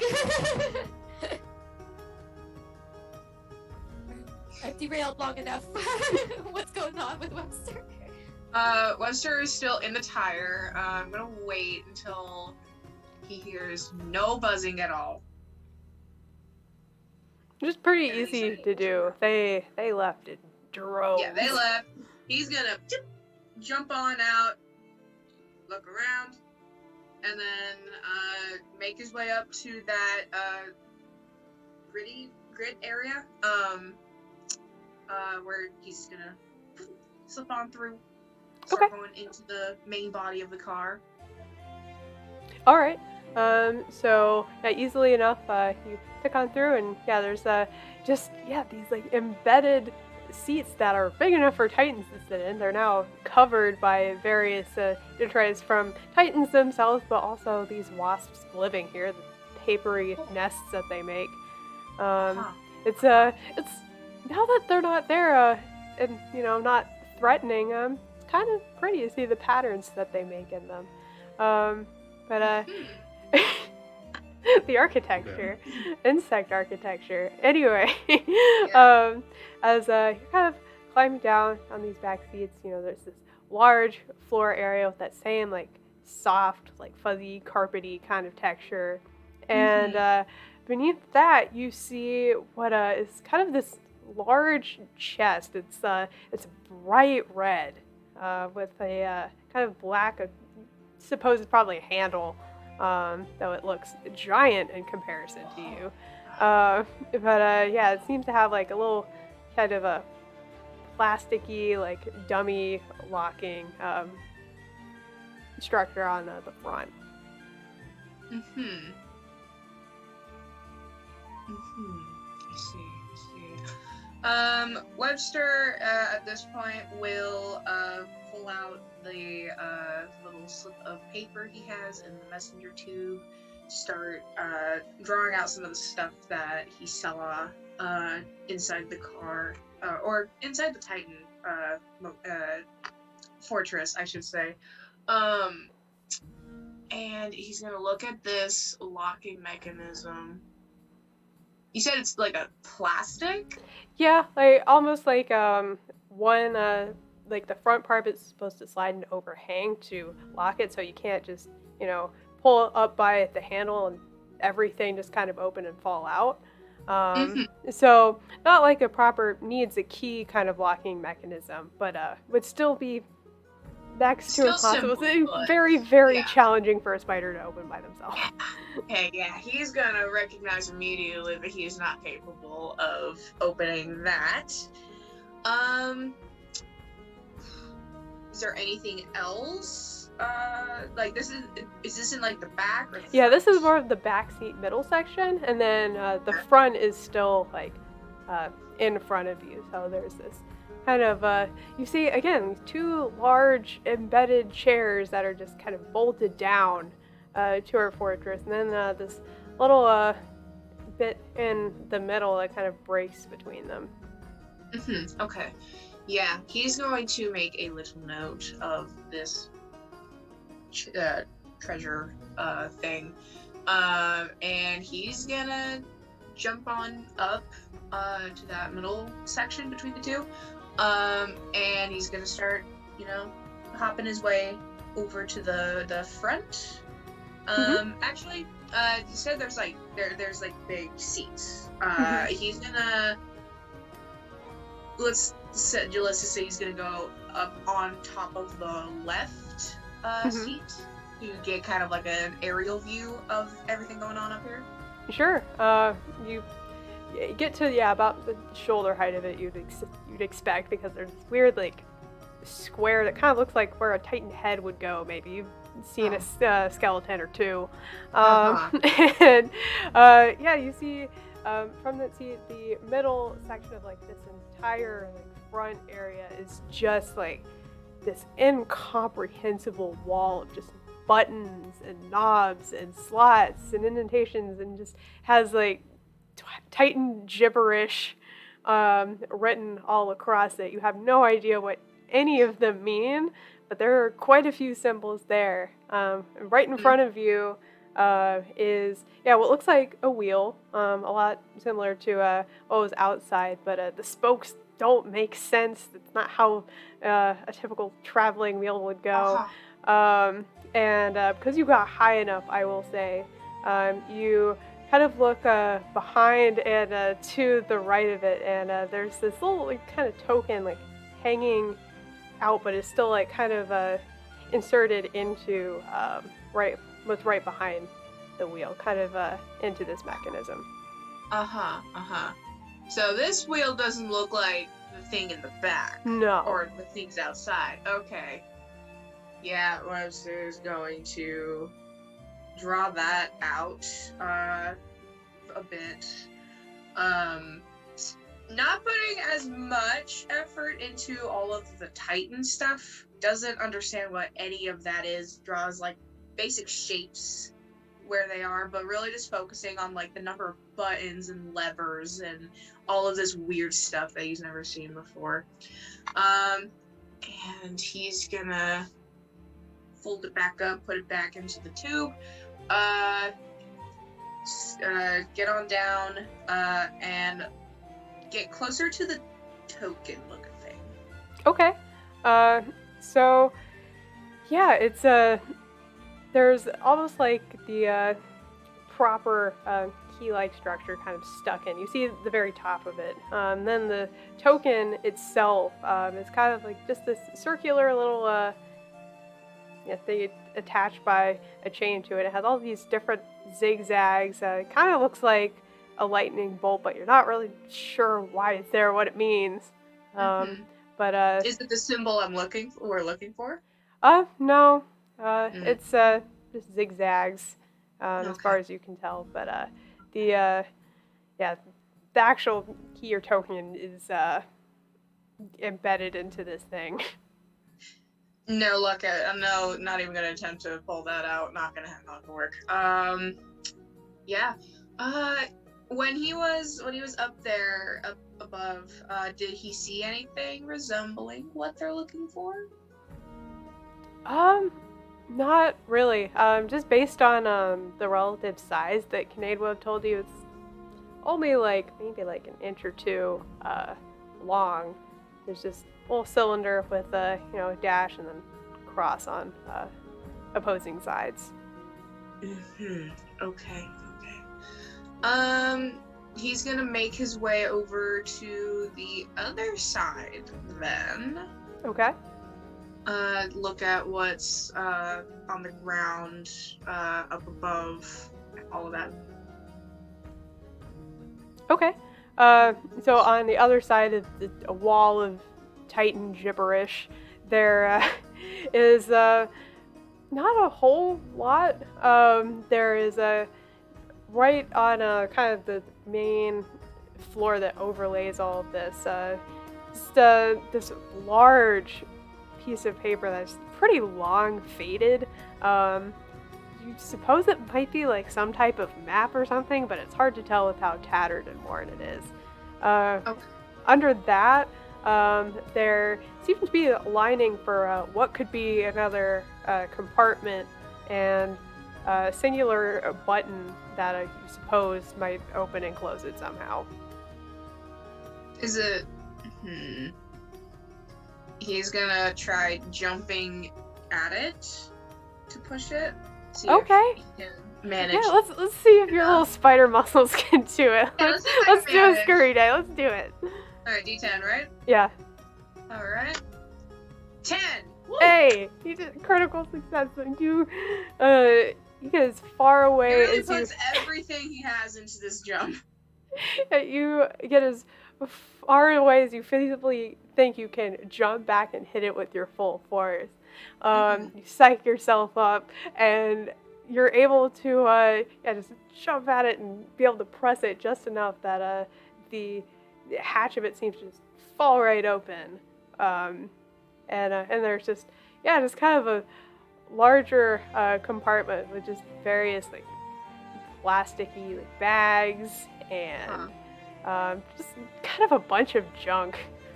Do I see any sort of container with that could hold what we're looking for?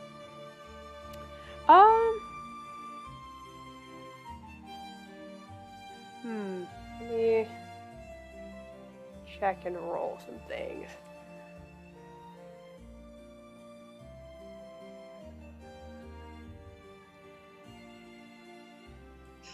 Alright, looking around this, there doesn't seem to be a whole lot in terms of containers that would probably hold like lightning rods or any type of like mechanical hardware kind of things. It's mostly just kind of discarded trash that just kind of got forgotten. But none of this stuff looks really important. But what you do find is that there is a hole in the back of this compartment that seems to lead towards where you guys had just been with the series of pipes. Are there any shinies?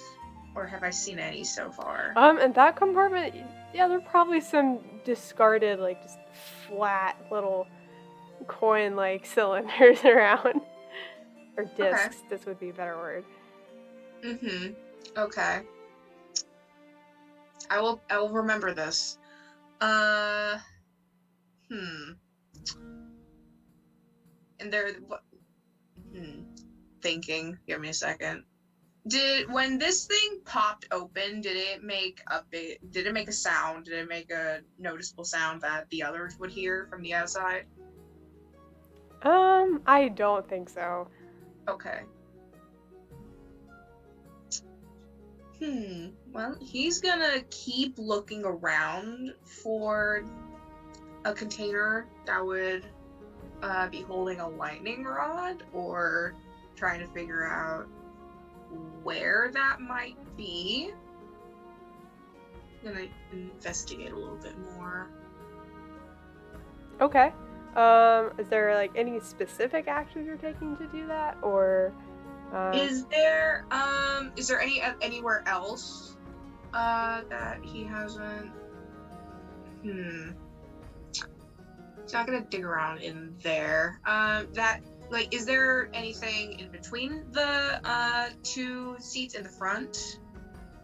There are two like large round indentations that there's like strange like sticky rings at the bottom of them, but that's about it. Where? If I was a lightning rod, where would I be?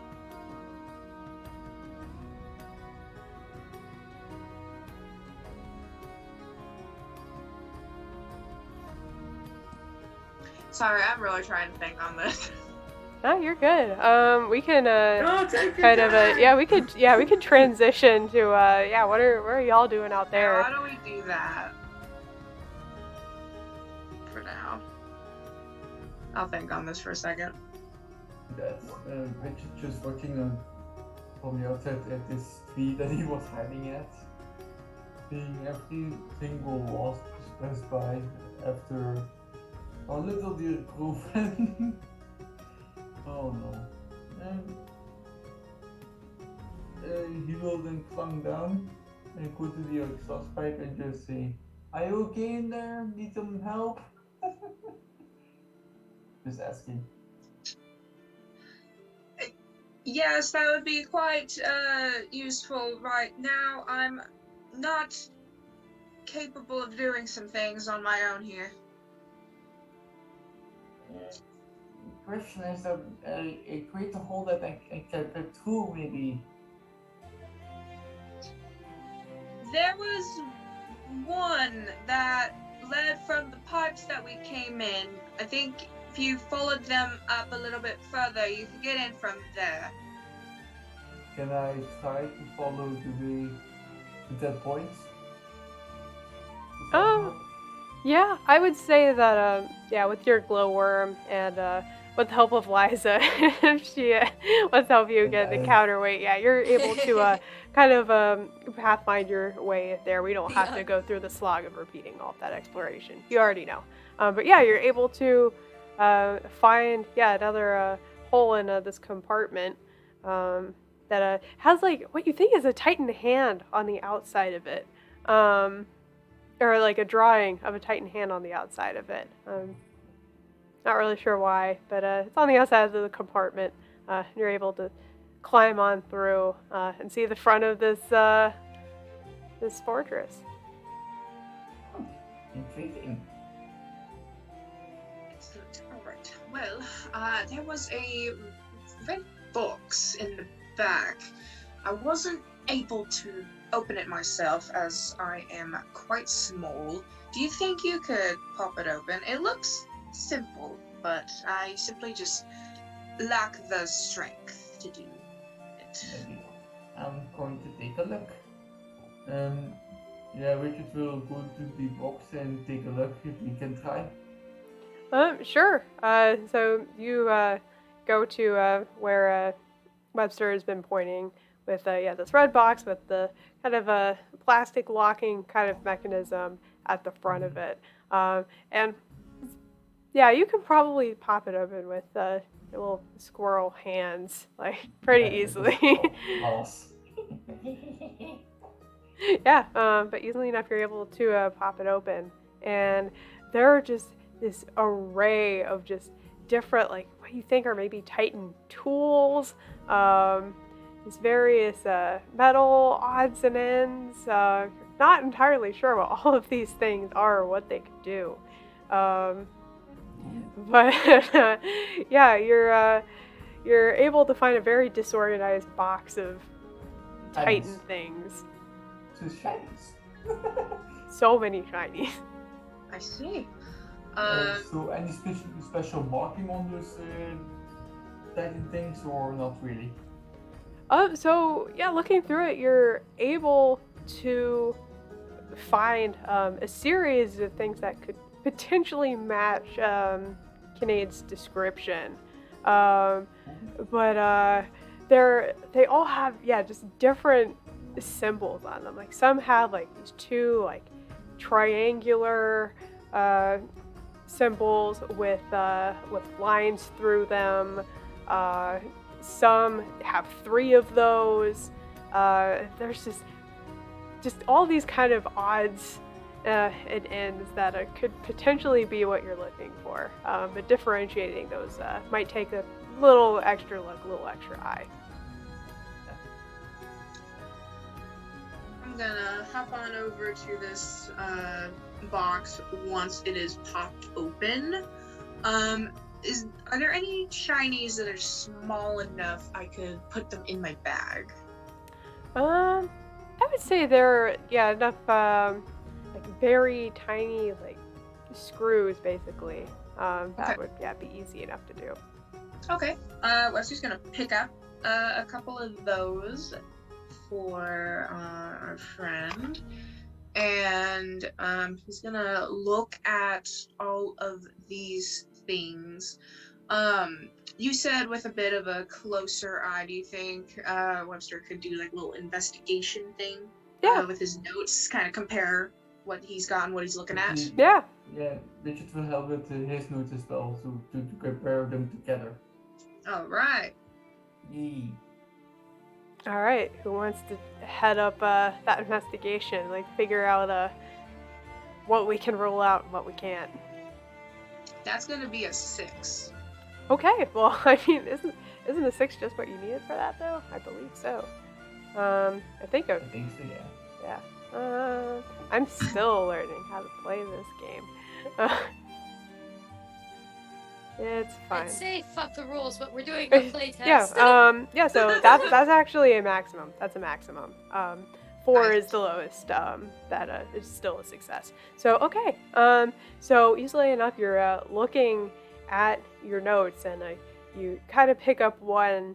It's like, well, it has the dash and it has the cross, but that triangle doesn't look right. We need a semicircle, and you eventually find the semicircular with a cross next to it. Like, this is the one. There are actually multiple. There are about 3 of them. Interesting. 3 of the ones that we're looking for, or 3 different? Oh, Interesting. interesting. Does your character have any sort of storage or like a bag, like a bag or anything with them? You see him all the time struggling with a bag full of notes. Yes, yes. Yeah. Do you think you could fit one of these in there? Yeah, sure. Put some notes aside and then make some place for one of those things. Alright. All else fails, we have the rope. That's true. That's true. I wonder. Are we able to take more than one? That might be useful. How much room do you have in those? I don't know. It's all the notes that I've been keeping along with all my findings. Do you think the others in there? I can try. I can try. I don't know how. At least just to get out of here. Once we regroup, we can redistribute what we find in here. But I am about the size of these, so. How big are these bags actually to fit one of those or 2 of those? That's actually not my question. Sorry, could you say again? My question is, for these bags, how big are these actually? Is it enough to put all 3 of those, or is it just enough to put 2 or 1? I mean, I would say with your size, like, you could probably take more than one of these. Like, I would be fine with you all taking all 3. Yeah. Then Richard would find a way to make enough space to put all 3 of it in his bag. Alright, well, we found what we're looking for. There's another shiny thing up there, kind of like a token. Do you think that's worth taking, or should we head back? I'm gonna point towards the token-looking thing hanging from behind the wheel. Richard will actually look close to it, investigate it, maybe do price gauging, so to speak, if I can.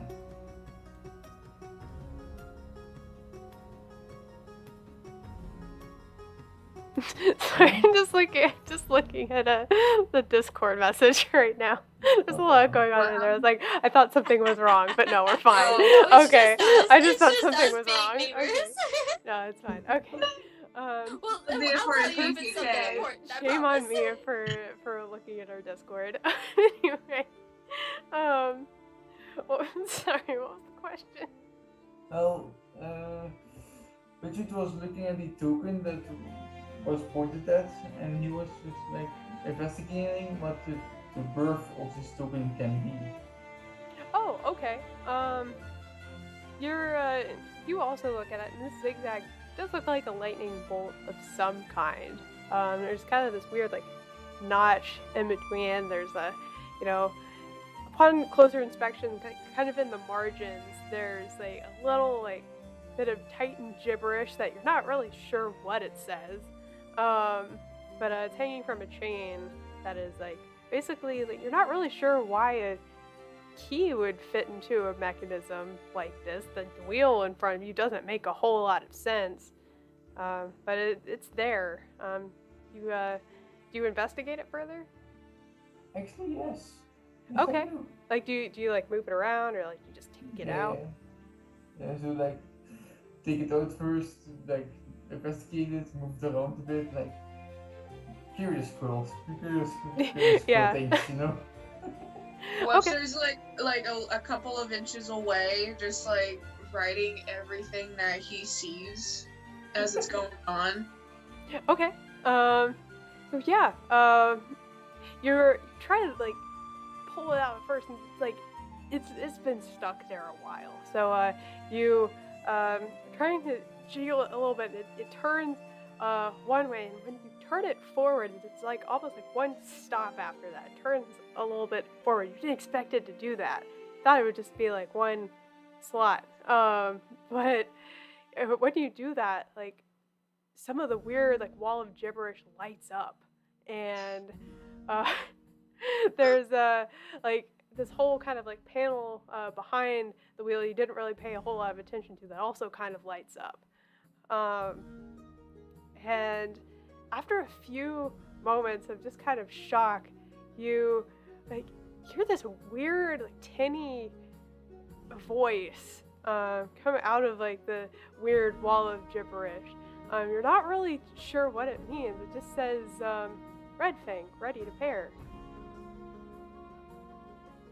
Literally, why Red not? Fang, Curious ready to squirrel. pair. Oh god! Oh god! Red Fang, ready to pair. Red Fang, ready to pair. Webster is right, like he's already like writing as fast as he can, and then he sees all of this going on, and is like writing like his life depends on it. So is the whole car, like the actual vehicle, turned on, or is it just like that state where it's on, where everything lights up and the engine's not running? This is the first stop, so the engine isn't running at this point. Okay. Literally, this squirrel is wide-eyed. Yeah, Red Fang, ready to pair. What do you think it's saying? What do you think that means?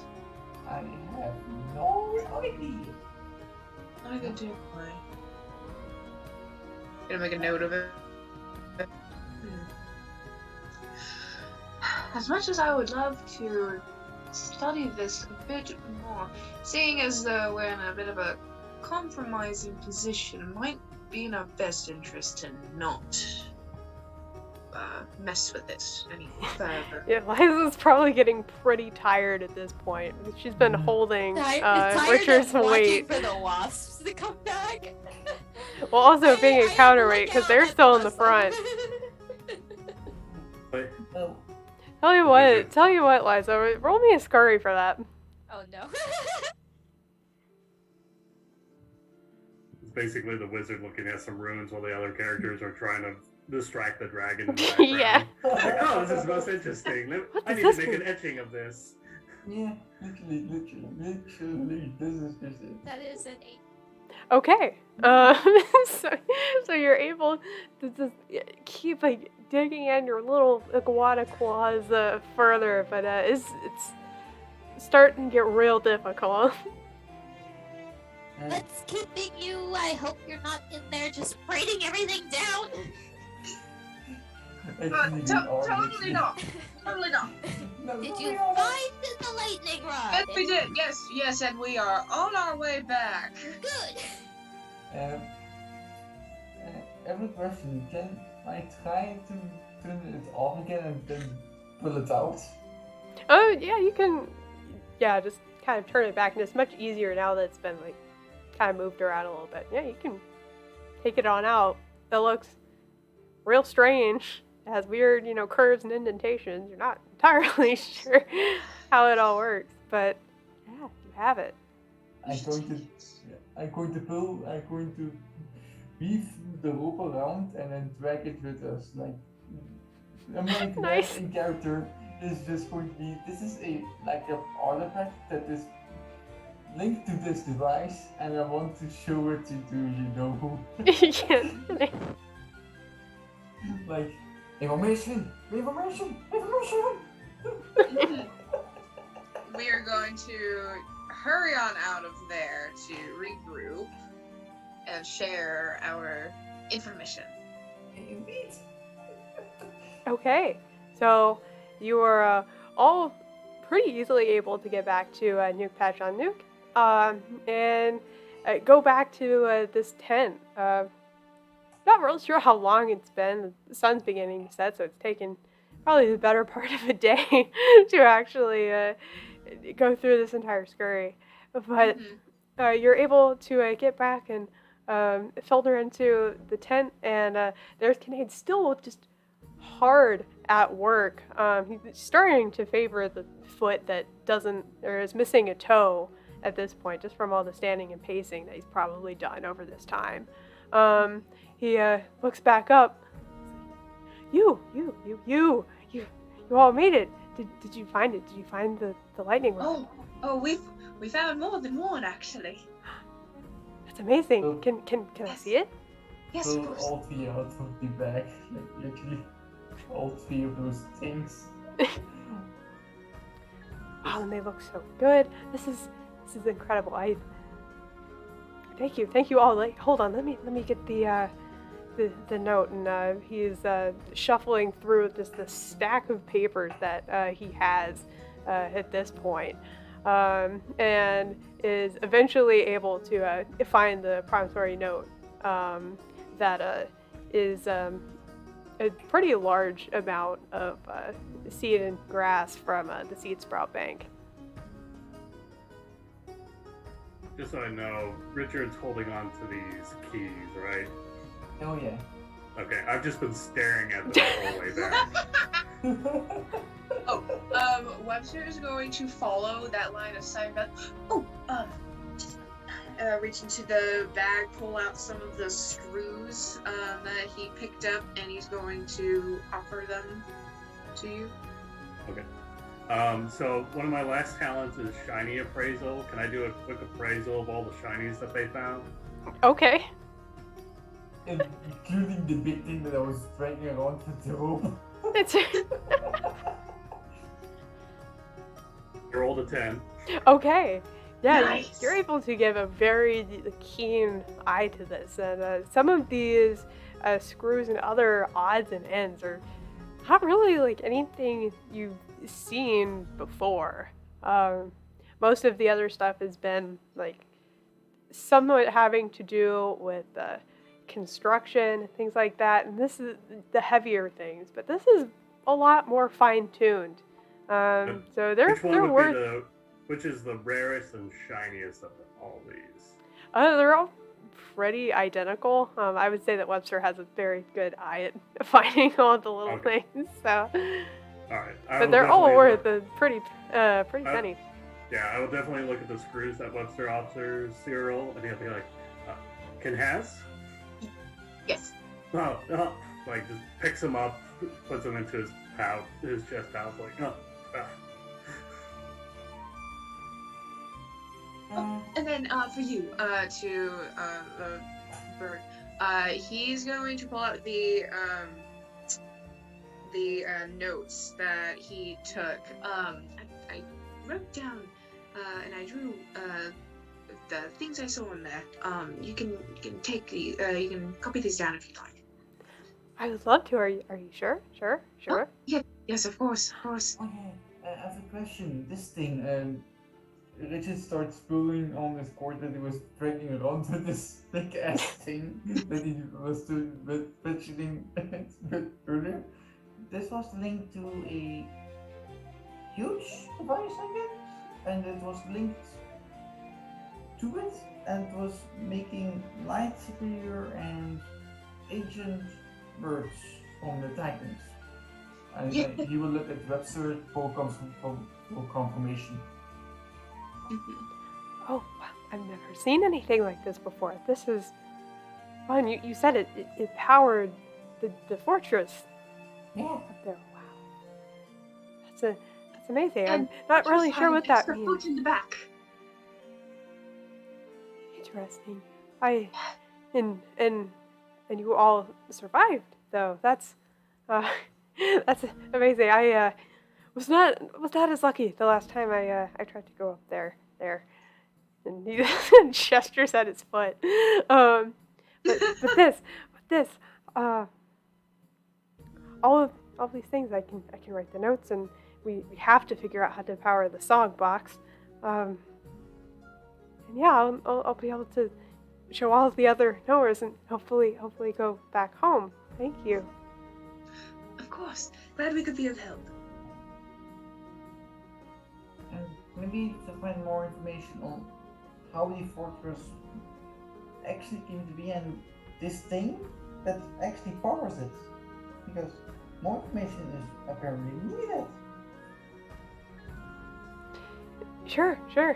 I would love to look at it more, but this is kind of the current project that I'm on. This is the one that they have to know that I'm working on. And if I finish this one, I can go back probably.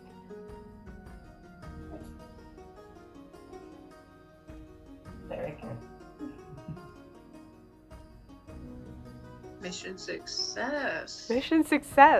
Well, this is all well and good. I'm going to go get warm.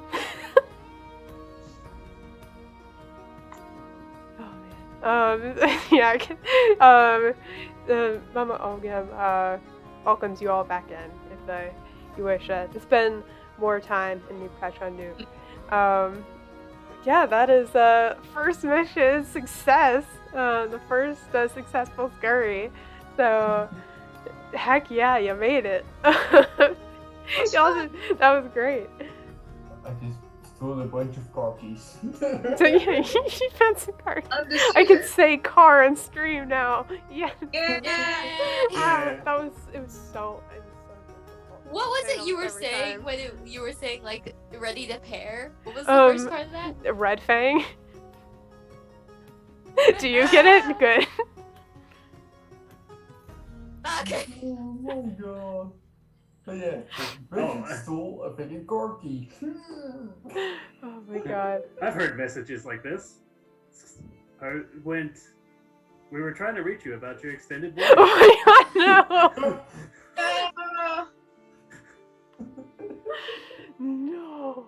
Oh my gosh. Okay. So, before we start our next scurry, just kind of a question to raise up to the table. Do you guys want to reset the clock completely, or do we want to just go with the same clock for the next one? Because you guys are on a D10 right now and only have one tick brought into it. Let's just keep the clock. Okay. Yeah, let's keep the clock. Yeah. Let it go. Yeah. Let's let it roll down so that we can actually get the full effects. Yeah, the full Yeah. chaos. Okay. Yeah. Okay, it's like, man, like y'all are getting these critical successes. It's so great. But yeah, let's full hijinks, full chaos. Let's do it. Okay. So yeah. The chaos. It's okay. So a couple months pass between these scurries. Actually, it's getting a lot closer to spring. The snow is beginning to melt, and the ice flow or the snow melt is getting a lot stronger. as the season progresses. And actually, what have each of you been doing in the meantime between scurries? I think Richard would have found more out about the thing that he found in the fortress, trying to learn more of it, trying to figure out actually what the ancient text would have meant, trying to answer, decode it, so to speak. Okay. And I mean, yeah. Yeah, very cool. Yeah, you're able to get some really good research done on that. Yeah. Information! Yeah, Webster would be doing the same thing. This mission inspired a new sort of series of questions he wants to answer for himself. So basically, all of the little questions he read in the margins of his notes from that mission, he's going to be researching on. Especially, what does DL mean? He's still trying to figure that one out.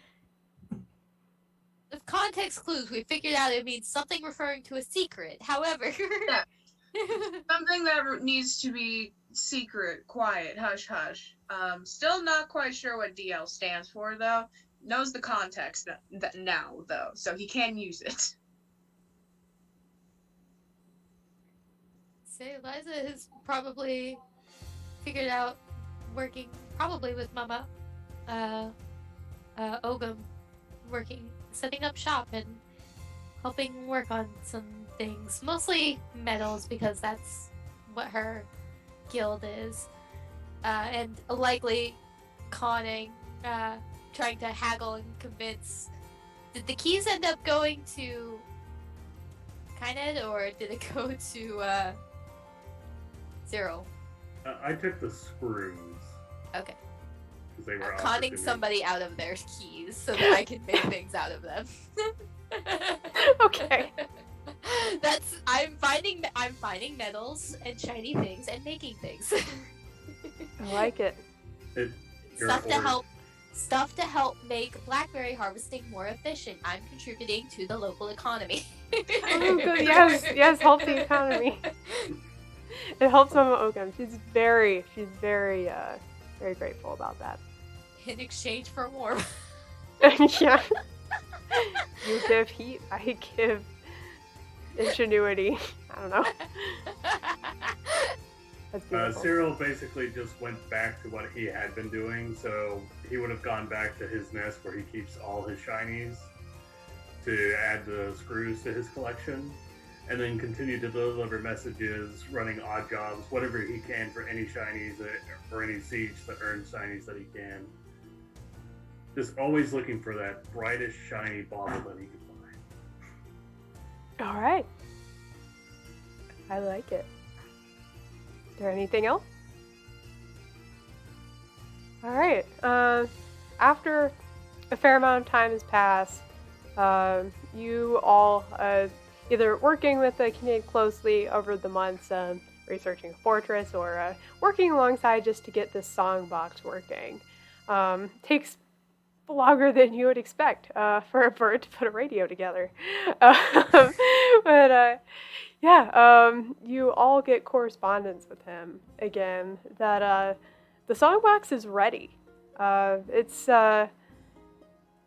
ready to play this Titan song, though there seems to be some type of weird interference every time he tries to play. There's this strange crackling, and he's thinking, since he's experimented at different heights in trees, that the higher you go, the clearer this songbox can sing. So he writes to each of you to essentially offer another deal. At this point, just anything that your critter would like, in exchange for helping him to get all the way up to the top of Summit, which is the largest hill in the area. I heard anything I want, and I know he has shiny keys, so... Had shiny keys. I've repurposed them. Doesn't know that. You'll find out. Okay. So you all meet with Cinéad again at the base of Summit, and the first thing all of you notice is that quite a bit of his midsection has been bandaged a little bit. Even more frighteningly, the leg that had the toe missing is completely gone at this point. There's quite a bit of look of hurt just kind of hiding under his usual look of pride and determination. Oh, you've all arrived. You're all here. You're all here. Greetings.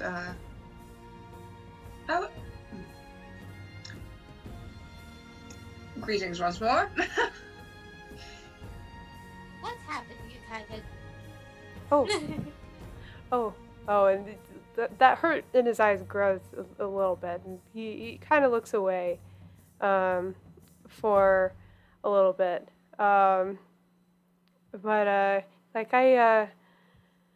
got a little bit of a scuffle, a little bit of an ambush that they really want this song box. It's very, very important to the knowers. It's very valuable, and I found myself on the wrong side of things. Oh, it's terrible. I'm sorry about that. Who wants it? And the knowers, the part of where I'm from. I'm a knower, and trying to get back to the other knowers. So with my guild, I have the recall as a skill, and since I travel around a lot, would I be able to recall information about that? Yeah, I would say so. Just as I don't think you have to roll for guild skills, so I'm just not gonna have you do that. That seems not super fun. But you're able to know that the knowers are a very exclusive group, being that they are only made of magpies, which is kind of weird to think about. You can't think of any other guild that is like really exclusively one type of beast. But they are very much dedicated to the gathering of any knowledge that they can, really at any expense possible. They're, again, very secretive, and they definitely do not support the destruction of any type of relic or information. It's big consequences if they find out someone does.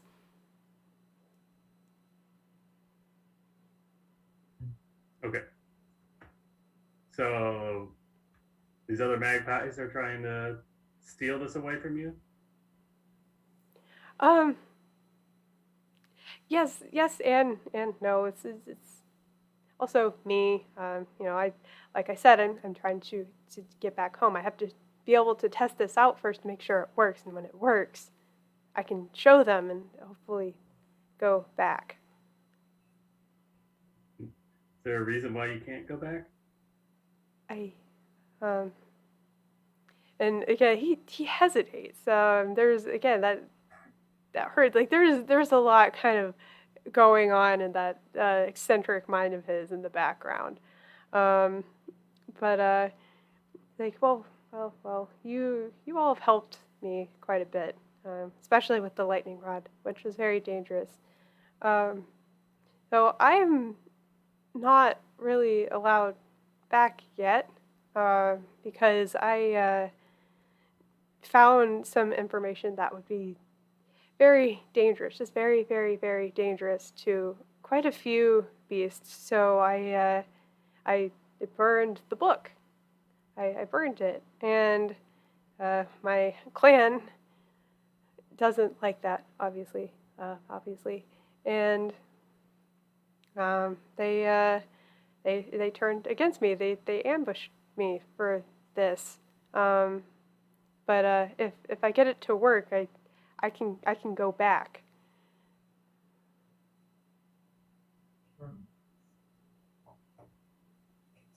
Okay. Well, we can help do what we can, Mm-hmm. especially when you're offering whatever. You still have those shiny jingly things, right? I'd have to look. I'm not sure. No, that's fine. We can talk about it after. Okay. Oh no. Oh no.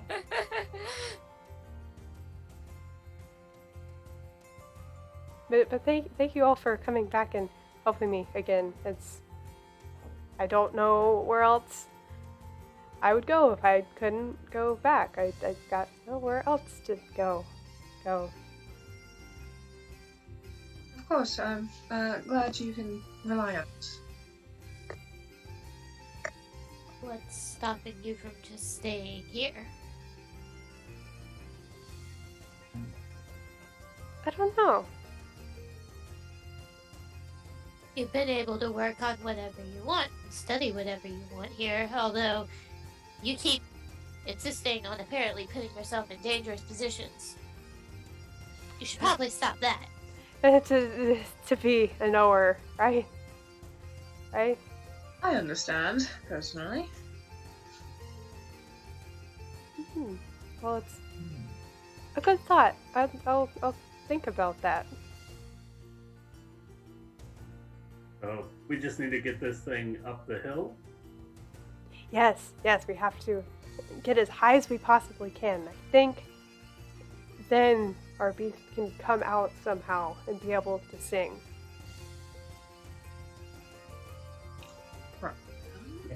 And I know most of the way. I can be a guide. I can come with you all this time. How big and heavy is this thing? It's been kind of hard to to drag around. So we might have to take turns. It's pretty arduous. But I think we can do it. If we could get through most of or all of the encounter with the wasps and the fortress, I think we can do this. How big is the songbox in comparison to everybody?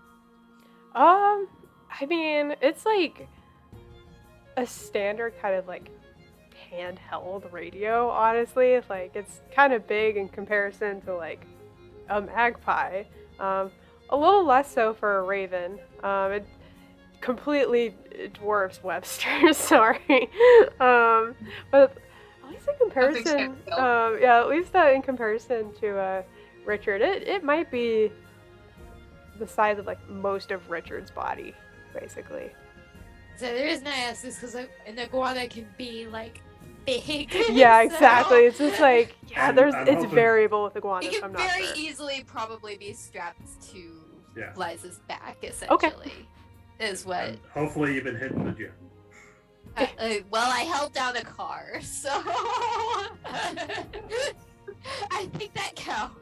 And we have rope. That was arm day for like 2 weeks. We have 6 feet of rope. We can tie it off. Yeah, easily enough. Yeah, I'm not gonna have a survival roll for that. 'Cause, yeah, the scurry hasn't even started yet, so we'll not even worry about that.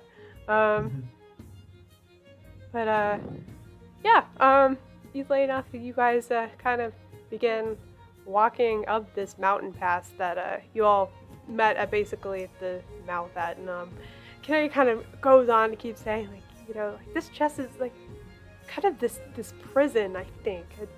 It's like this, it's enchanted by the Titans somehow, and once unlocked with the correct lightning rod that we found, I think this beast is going to be uncaged, and it's been trained to sing their language somehow.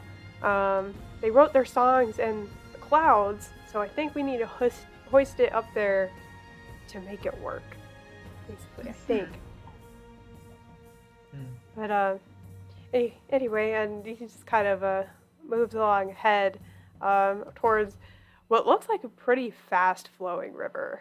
In this mountain pass, the river is just swollen with ice melt from the cliffs that you visited not so long ago on the full swing of winter.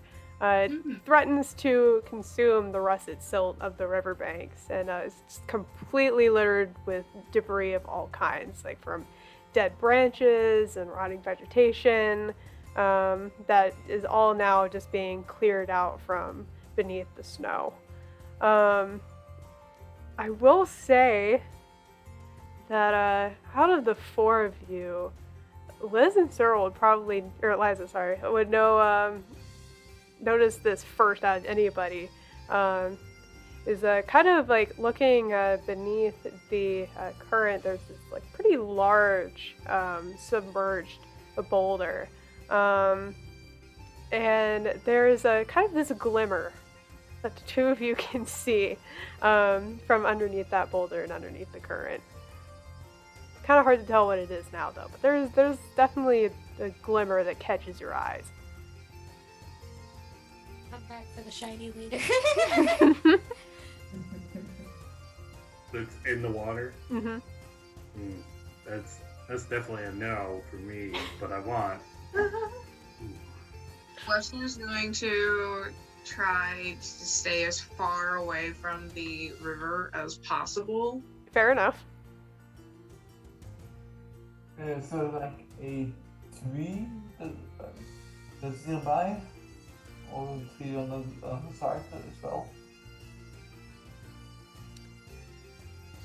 We're looking for a way to cross. Yeah. Not necessarily. Since you guys are going up the mountain pass, there's, just the margins of this ravine, basically, that you could just go the entire way up. You don't have to cross if you don't want to. Okay. Cool deal. So we're just working our way up the edges of the ravine. Okay. Yeah. So, begrudgingly leaving a potential shiny behind, you We'll come move back. forward. We'll come back for the shiny. We'll make a note of it. I have recall. I'll know how to get back to here. Maybe I'll ask Mama to help me out since she's a beaver. Oh, that's so good. Yes. But yeah, Cinéad just kind of looks at you all, look at this, and then just kind of leave it behind and just doesn't say anything. Just kind of seemingly takes a mental note of the fact that you all just like passed up that to keep going for now. We're all aware. We all know. We're doing this for the bigger shinies. We're doing this The big for shiny. the bigger shinies. Like he's just muttering that to himself at this point. I Shiny. love that. You're shiny. Bigger shinies. Oh, that's so good. All right. So as you keep going, there are, thinner and thinner margins of this mountain pass for a bit that are not completely covered by river. But you notice that there are plenty of young trees that nestle the cliff face. They are currently latching on for dear life to the dense rock that has somehow not washed away. But kind of allowed the strength of the more youthful growth to start cracking like paw holes and crevices into the walls. Oh, interesting. Like, like just trees growing around the rock and making holes in the rock, or what is this? Yeah, basically there's like it's the trees themselves are like a little higher up, and like the closer you are to the trunk, like those crevices are a little bit larger. But that's pretty high up for you guys. You would have to climb a fair ways to actually get to the tree themselves. But the paw holes, at least for each of you, is like pretty sufficient to be able to climb through. Though I will require a Scurry die for anyone feeling jazzy to lead the climb and find the best paw holes to do things. I would like to jump in on that if no one else wants to. I want to as well, being a squirrel. Alright, pathfinding. Okay, so which one of you wants to go ahead and do that? I think I'll let you do it since I did the Titan Fortress. Yeah. let's do this. I have pathfinding as well, so that's going to be good. Do skill did I get one? What skill are you using a skill for this or? Pathfinding. Oh, pathfinding, so talent. So yeah, just go ahead and use 2. Yeah. Yep. If that sounds good. Whoa. And that's a 5. Better. Okay, so a 5. All right. So. Good what the first one was. All right. So 5 is a standard success, which is good. So yeah, you're able to get the job done. Very carefully, like just looking at the different holds that the roots are making, and are able to find the most secure things for at least the claws that Liza has. Finding a place that doesn't have running water that won't wash her spider friend away. None of that. You're able to get on through. Thank God. The first one was a 1. Yikes. That would have been. Whew. We'll see. This we'll way, see. guys. There are more chances. There are more chances. But anyway, yeah, past this section of cliffs that you've able to get through safely, the trees have not been as lucky. The walls of this part of the ravine are mostly barren at this point and are just completely oppressed by just a series of different kinds of lichens. The petrichor that they produce is just completely saturating the air, and if you like the smell of rain, this is great for you. If you don't like it, I'm sorry. But upon closer look, these lichens have retained quite a lot of rainwater over time and have produced a lot of just this like cold, enduring slime that's going to make it rather slick to climb across. Mm.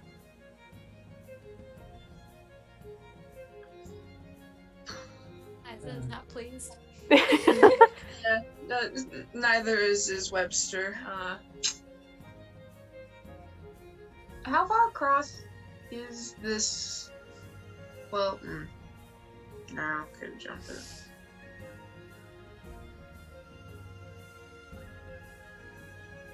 So what is the reach? How far along does it go in, actually? The stretch of these, like, until it weakens back out again, that is completely safe to not have a lot of regard of where you're going, is probably after, like, a couple yards. Okay.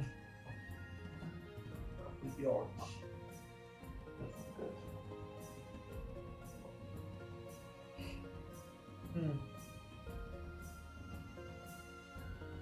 And is this just kind of like what our only pathway is at the moment, or is there like... Pretty much, or the most direct one that won't take an inordinate amount of time to get out of the ravine and then back in Come back around. around, yeah. This is a bit tricky.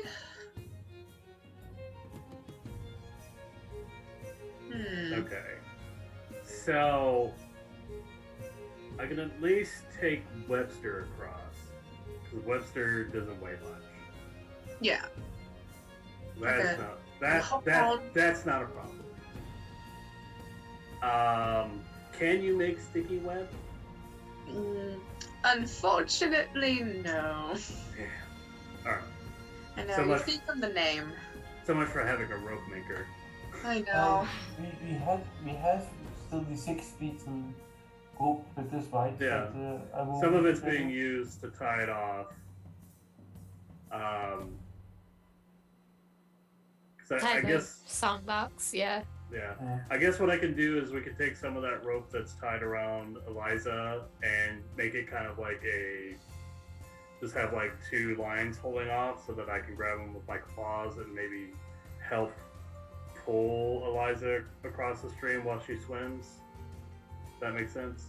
Well, it's not really a stream. It's Or- like a rock face that has algae on it, basically. Oh, okay, right. So it's But that's slick, that's the wall at least. Like if you wanted to swim in the river, you could. I will remind you that it's No. fast flowing, but No. okay. Okay. Okay. No. I have an electronic strapped to me. I'm not Okay, doing that. okay. Fair enough. So yeah, I can at least take. I guess we could take the rope and drop it down to you guys, and you guys could use that to try to climb up rather than climb up the algae. Yeah, that's going to be better. That sound doable? Yeah. Alright, so is that the call? Yeah, so I'll fly up. I'll take the rope and I'll fly up with Webster, Yep, I'll jump onto his back. and then I'll drop down the rope after finding some place to secure it with the hook. Okay. There are quite a few less crevices to really do this because the root hasn't been able to perforate this rock. So tell me what. Yeah, I'll have you roll a scurry die just to like find a secure place to do this. I rolled a 7. A 7. Okay. Crit success. So good. Easily enough, you actually are able to find some soil beneath one of the lichens that kind of retained somehow, and are able to like add that kind of into the crevice, and it's like it looks pretty secure at this point. Yeah, it should be fine. Start climbing. All right. So yeah, Cinéad will actually, like, you know, since he can also fly, he'll kind of try to help where he can. Or you're able to get Liza across. Were you also going via that method, Richard? Hmm? Were you also like climbing across the same way, or like how are you getting across the lichens? Climbing along the wall. Okay, so the same thing. Okay, cool. So yeah, easy enough for the two of you to get across. Yeah,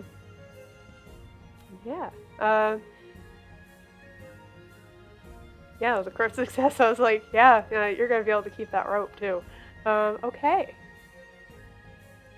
Yeah, as you're continuing upriver, against the source of this water's onslaught, still, are some banks that reach up to the ravine's edge above. There's eventually a slope.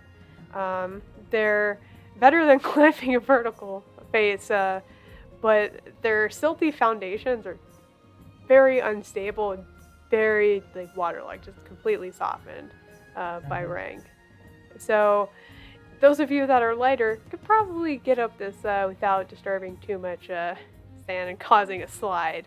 But those of you that are a little heavier might have to find an alternative method.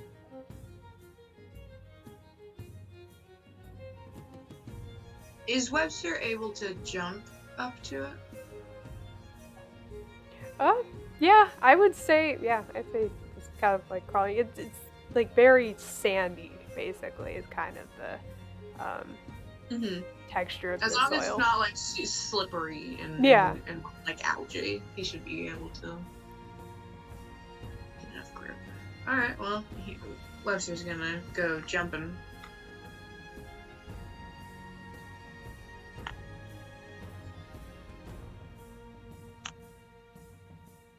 You're jumping your way to the top. How are everybody else? Our magpie. Do I need to do a ravens? scurry die for that? Since it's easier for you to do, I'm gonna say no, but the others will probably have to Okay. roll one for their solutions. Yeah. For Richard, he's one of the lighter ones, so he's going to do it option A for himself. No. Climber up himself. Okay.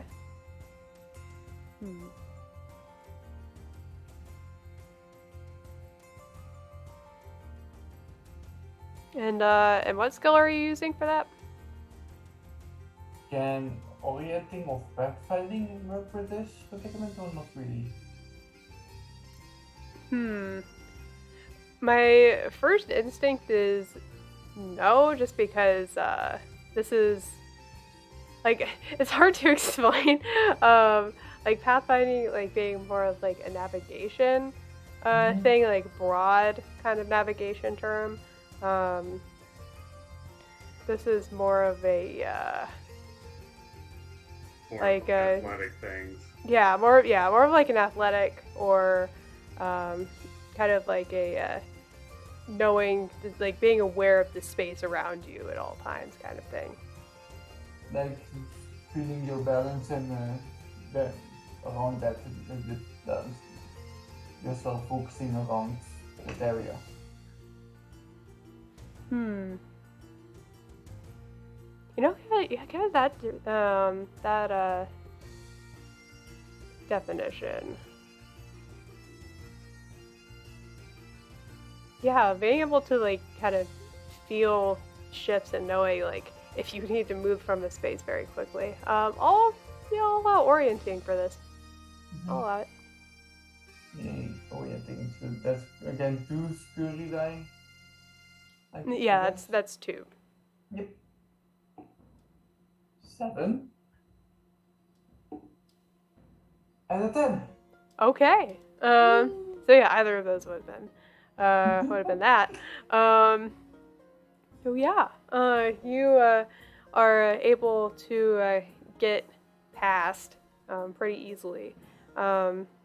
It's a little difficult at first, like figuring out like what momentum to move off of and to also not make the path harder for the people behind you to get up.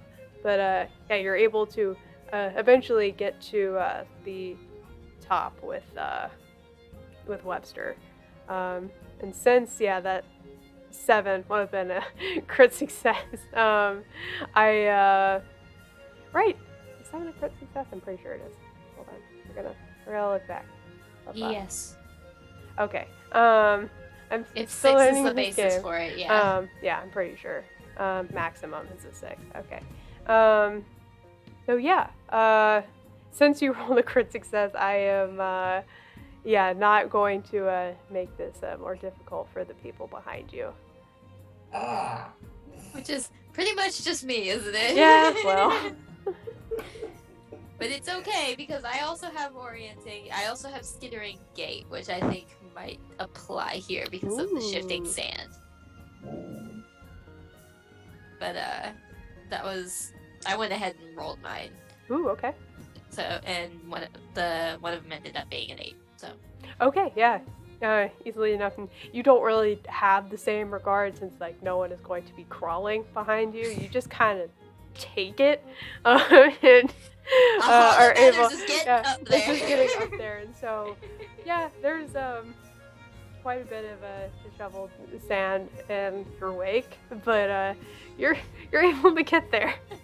And with part of kind of the first bit of this done, I am still going to fill out a progress tick, but it's only 1 in comparison to doing like multiple. So yeah, okay, very cool. Tell you what, yeah, I'm gonna start this scene, and then I think taking another short break would be good after this. So yeah, what you see once you get up there, the air is drier and thinner than the ravine that you just clambered out of, but this ominous leering form of a stone-carved arch frames the awakening forest in front of you. Tracks of all kinds are leaving remnants of previous journeys behind. The dense forest waits behind it very silently. With that, as you all are standing before this large arc, I am going to call another short break, because we're at the 3-hour mark. I think that's good. So, stick around, chat. We'll be back to see what other hijinks our crew gets into. And we'll be right back. We're back! Hi everybody! We are continuing our second scurry of the night.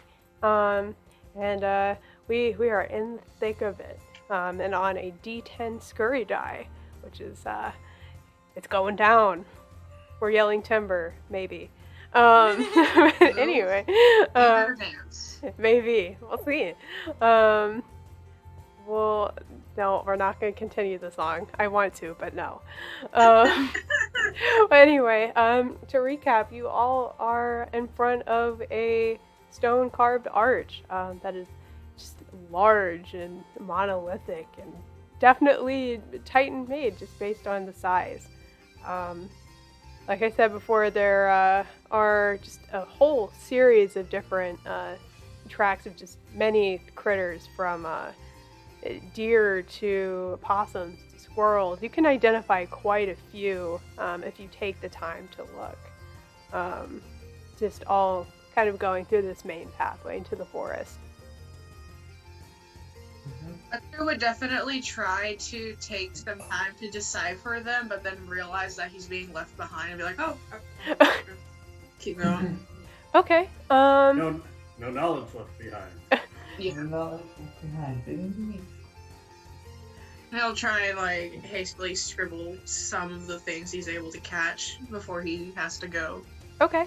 Since you took the time to look at them, I'll say you're eventually kind of running to catch back up, and as small as you are, you fall into a pretty large track.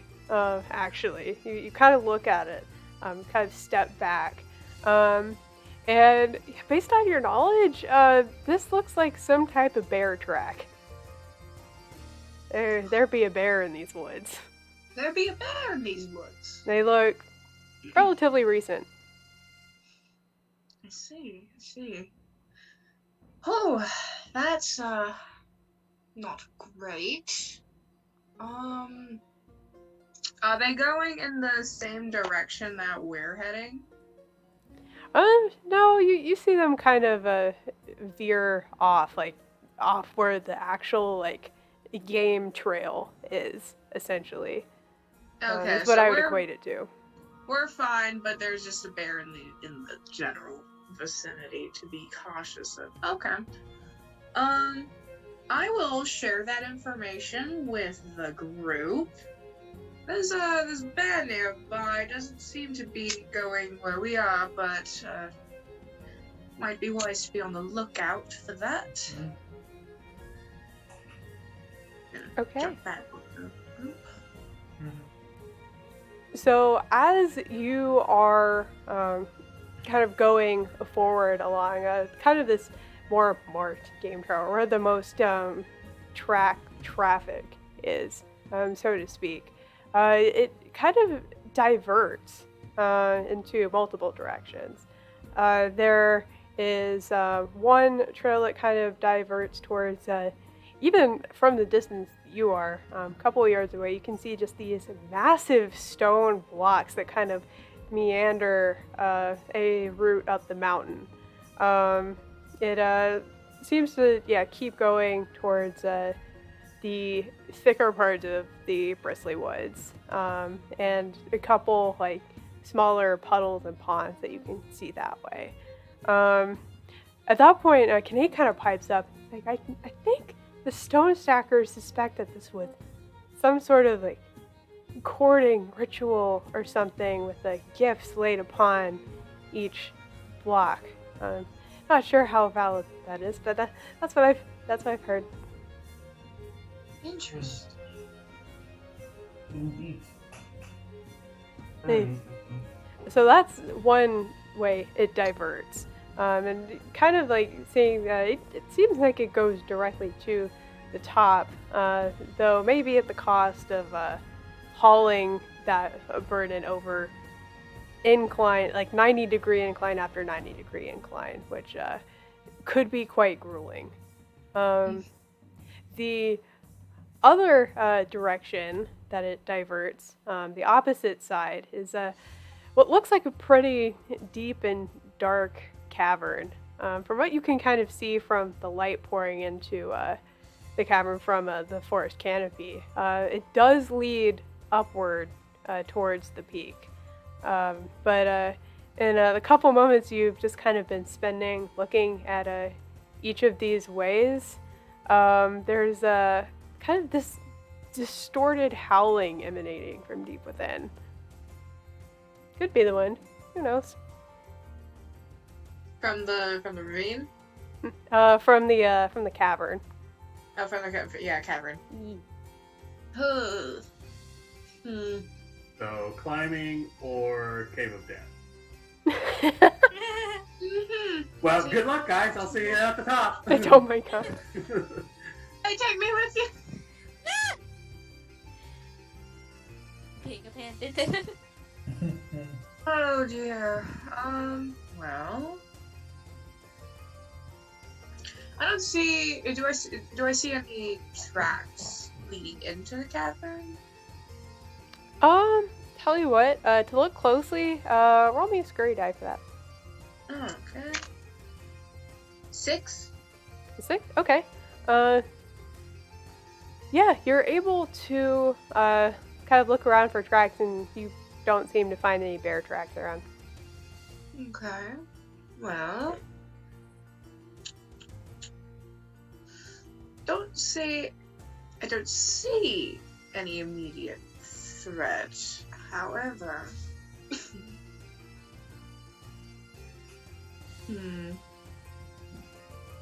you two can fly to Cinéad and Cyril. As for the rest of us, though, we cannot. So, These 90-degree inclines are relatively smooth-faced. Like, think of them a lot of, like, as stairs. It's just, like, block, a block, a block. Gotcha. okay. Well, How much distance between each?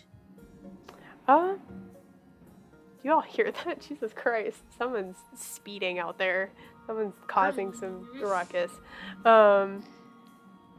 Why? That's so distracting. Anyway. Welcome to Raleigh. Yeah, basically. But, Hope you enjoy your stay. but, between each of the sets, I would say, they're relatively large. 4 stairs, at least. They're, like, the longer, like, 2-foot ones, that, can hold multiple people on them. Probably for sightseeing or something like that, if you were a Titan. I don't know, you could be into that. How high are they? How high? Couple inches. Okay, so that's not overly bad. It'd just be tedious. yeah, that'd be a lot of jumping for me. I don't mind. Well, I think that option sounds better than Cave of Breathing Death. No, that seems to be our best option. We just need to push on through. Okay. Alright, let's go Alright, then. so, The sooner the better. Something up. Let's go. cool. So, as you're, getting to, another kind of arduous point, after this, moment of rest and deciding, I'm gonna take another progress mark. So, we are currently at a D8. Whoop whoop. Dropping down the dice. Dropping down the dice. I like that. So as you are traversing up these, the dense forest that you're seeing is starting to give way to more like shrub-like vegetation, kind of overgrowing on these stairs. Eventually, as they curve around the hill, you see these dormant gorse thorns, like threatening to. If for those of you that are feathered and furred, could definitely catch on these thorns. Those of you that do not have either, yeah, you could get some thorns in the skin. It's looks like it's pretty hard to find gaps in the brush with the large amount of like also sprouting ferns that are kind of weaving their way in which direction.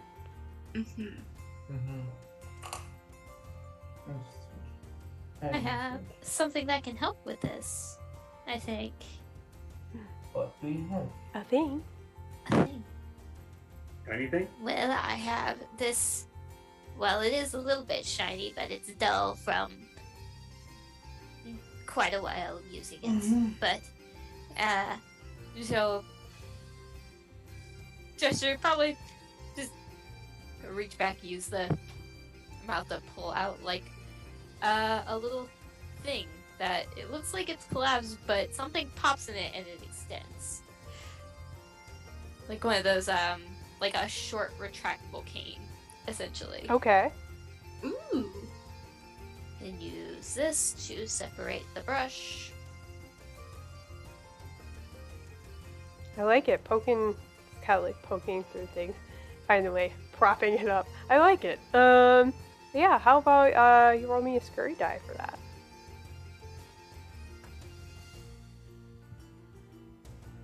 Now, are tools being counted as an extra die, or? I don't think so. Hold on.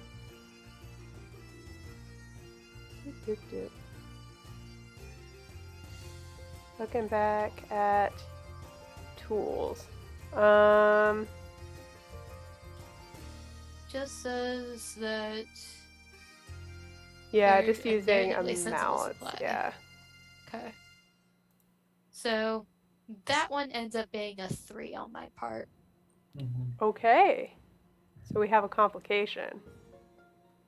Okay. So as you're kind of poking through the dense vegetation, you're able to eventually get past it and like lead everybody out. And as you're kind of leaving behind everyone, there's just a minute where you think you hear something, like maybe a hawk or something nearby, and you look up and kind of instinctively are like ready to run and drop your cane.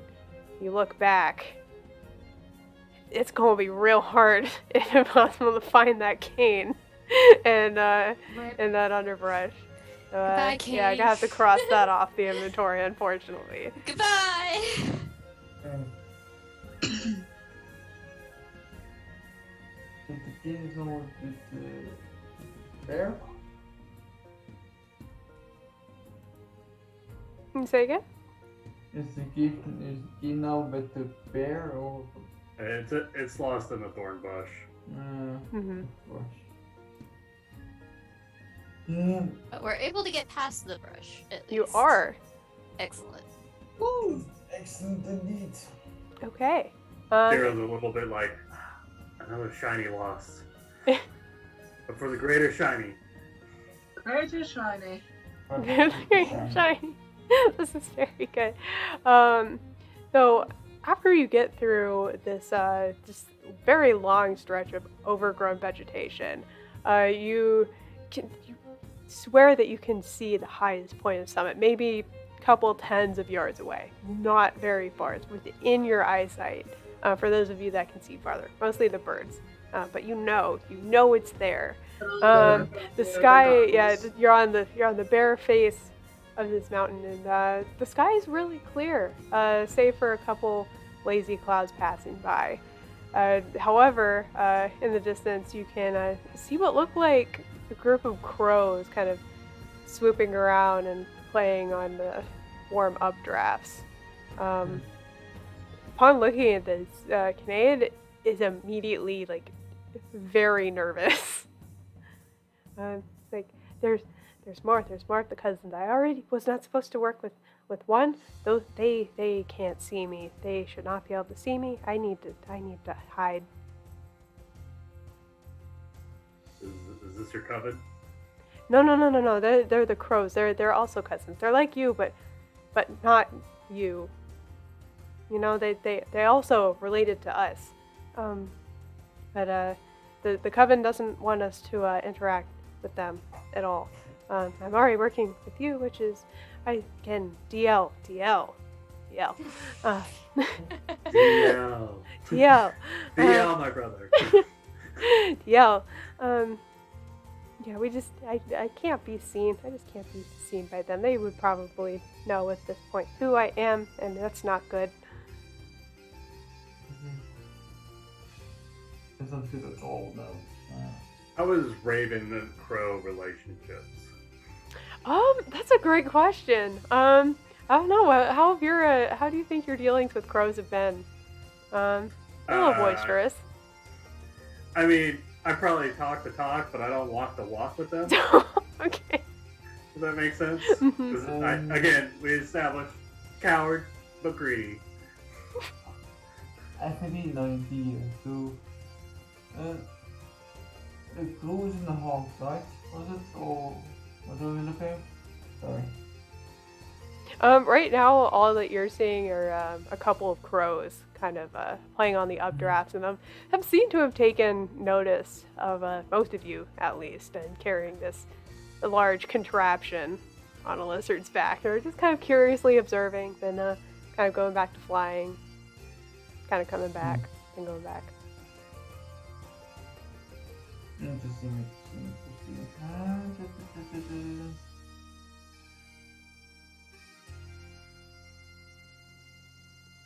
Open. How? Just reading real quick on ravens and crows. Yeah, at this point, Cinéad's like hiding behind like a wing at least. Like he's fully like trying to hide his face and That's everything. valid. He could Like, definitely hide. He's like No one's gonna argue he's that. trying, but like yes. Also, the need to move forward is also kind of impending. You start to hear like another call kind of in the distance. Doesn't sound like a hawk. It sounds more like a seagull or something. Okay.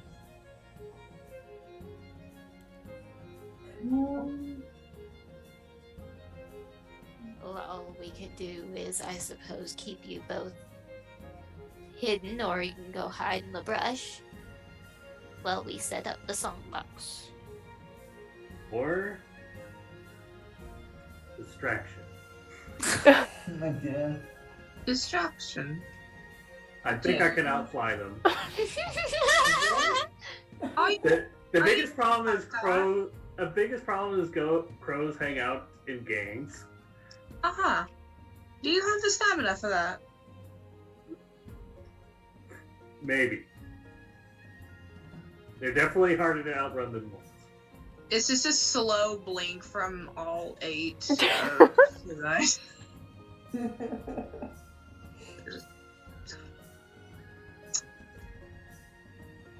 If you insist. I'm just offering. Is that the call? I don't know. What was the other options? Just telling him to hide in the brush. Just hide. But I mean, whatever gets the job done.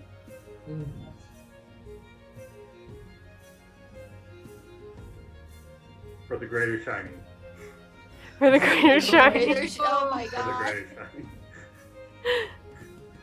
Alright, are you gonna try to outfly them? Yeah, so first I'm basically gonna fly up to them because I am like 3 times their size. And try to be like, talk big and blusterous to Okay. scare them off. And if they decide to gang up on me, then I'm booking it. Okay. Tell you what, do you have any like tags for like intimidation or being like a big like bird? I don't know. Can I use my paints to have them paint stuff on me to make me look like a warbird or something? I love that, so I'm gonna allow it. I'm not even gonna have you roll for that. I love that, so we're gonna just go with it. I'm just coming out like a South American god, just like Quetzalcoatls. Oh my god. Like, Or at least not rolling for paint. However, I will give you 2 dice on your roll to okay, like and be we're a down big on the- mean bird. We're down on the die 8, right? Yep, we're down on the die 8. Alright, I will. Let's hope for better. Alright, that's a 7. A 7. Okay.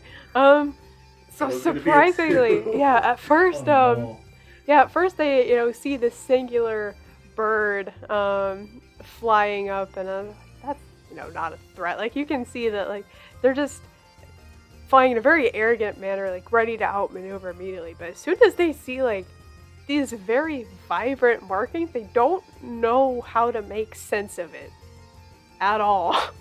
Like, what is this? And like, just the entire display just really weirds them out, and they're not about it. They're gonna fly off. That's really well done. I like that. Bright birds are dangerous. I don't know. I love that. I love that so much. This is very And Cyril is secretly enjoying being shiny paint. good. Become the shiny. Become the shiny. Become the shiny. Become the shiny. But anyway, well done. He's very impressed by that display, and says, well, thank you.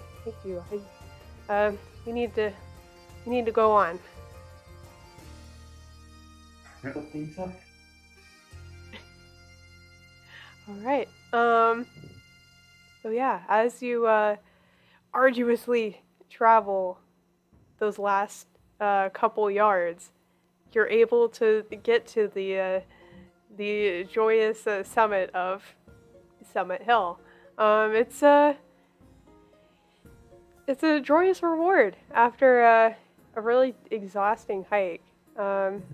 Song Point looks down over the Crossing Loch, which is the largest body of water in the Bristley Woods. It's absolutely beautiful. Now that it's sunset, just everything is tinted in this brilliant orange. And Cinéad asks, "Are we ready?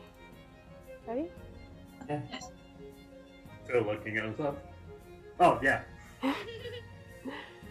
Yeah, there's a silence for a little bit as he gets this ready, and after all the commotion and everything, you just kind of get a sense of peace that you just get to rest in for a little bit. But then he begins to play this song of Titan on the radio. I am actually about to link it to you all in Discord real fast. So chat can hear it. So yeah.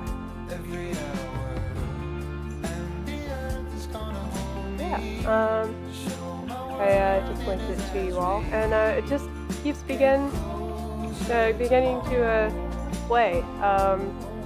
It sings this beautiful song in the Titan language that somehow you can't understand it, but it still feels meaningful. At this point, Cinéad just kind of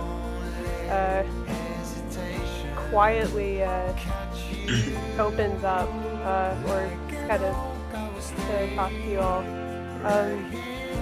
This is probably the worst place to say this, but I actually don't really have anything to give you all for your efforts. I just needed the radio to be accepted back in. That was my only way home, and now you offered an alternate way, and I have no way to help. I'm really sorry about that. Do you not have the shiny things we got last time? They might be around. I think some of them may have gone missing. I don't really know. I'd have to look again. I'll take one. That's fine with me. Through the wind.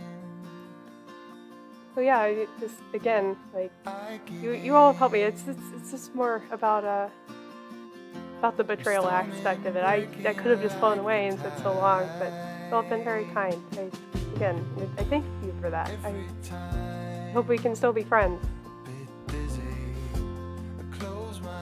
Well, did learn quite a bit from these missions, so I got me to set. And ultimately, that's what I wanted. So I'm not.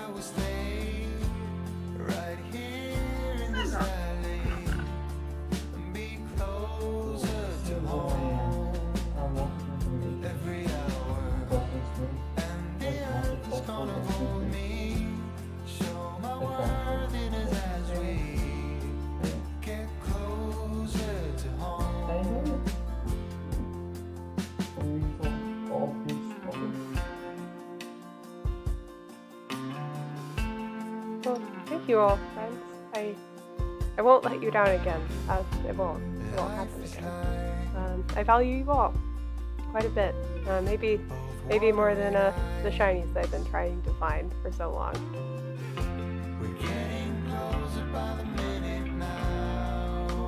Yeah. If there is nothing else for the critters to say, I would say this would be a great time to listen into the sunset and close the session. Yeah. I do look over to Eliza real quick and say, so we're going back for that shiny rock.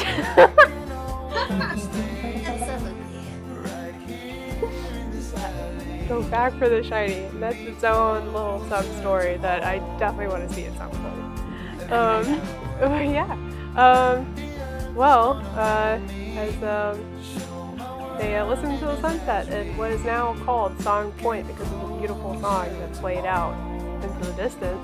That's what I'm going to call it. Good job, you guys. This was our Scurry one-shot, and I hope all of you in chat enjoyed. I hope my lovely cast enjoyed. This was such a joy to GM.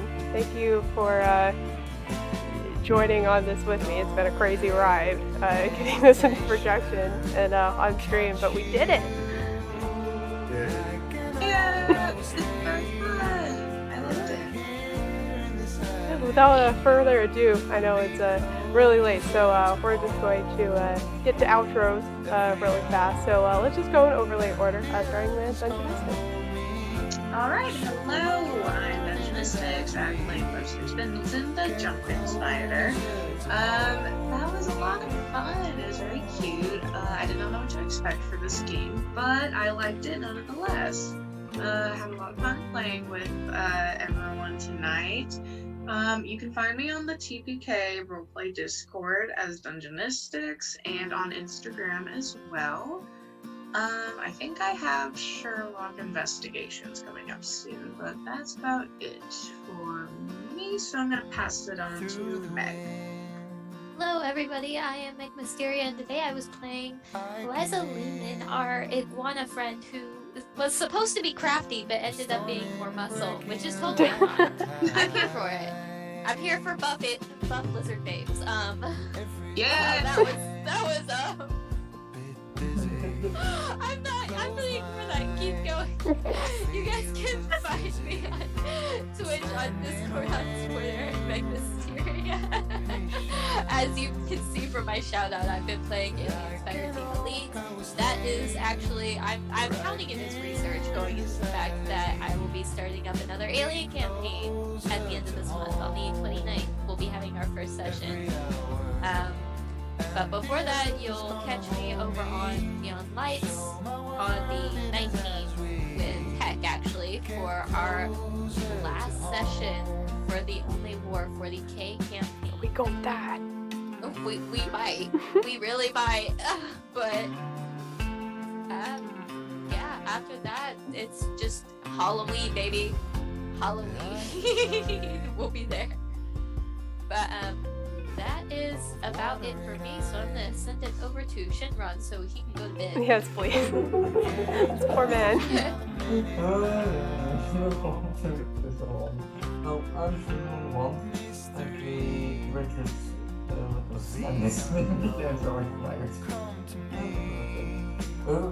Richard's He's the previous girl was free. Had actually fun. I lost the breath. I do fun. And a lot of neat to see. The friends telling me the story of the game. Nothing but fish, yeah. I'm glad. Alright. And lastly, but certainly not leastly, Copper Leo. Copper Leo again. I play Cyril, Shalewing, the messenger raven who likes shinies. I really like this game because it was simple and much to the imagination rather than being bogged down with a lot of statistics. So if you're interested in it, guys, check it out on the Kickstarter.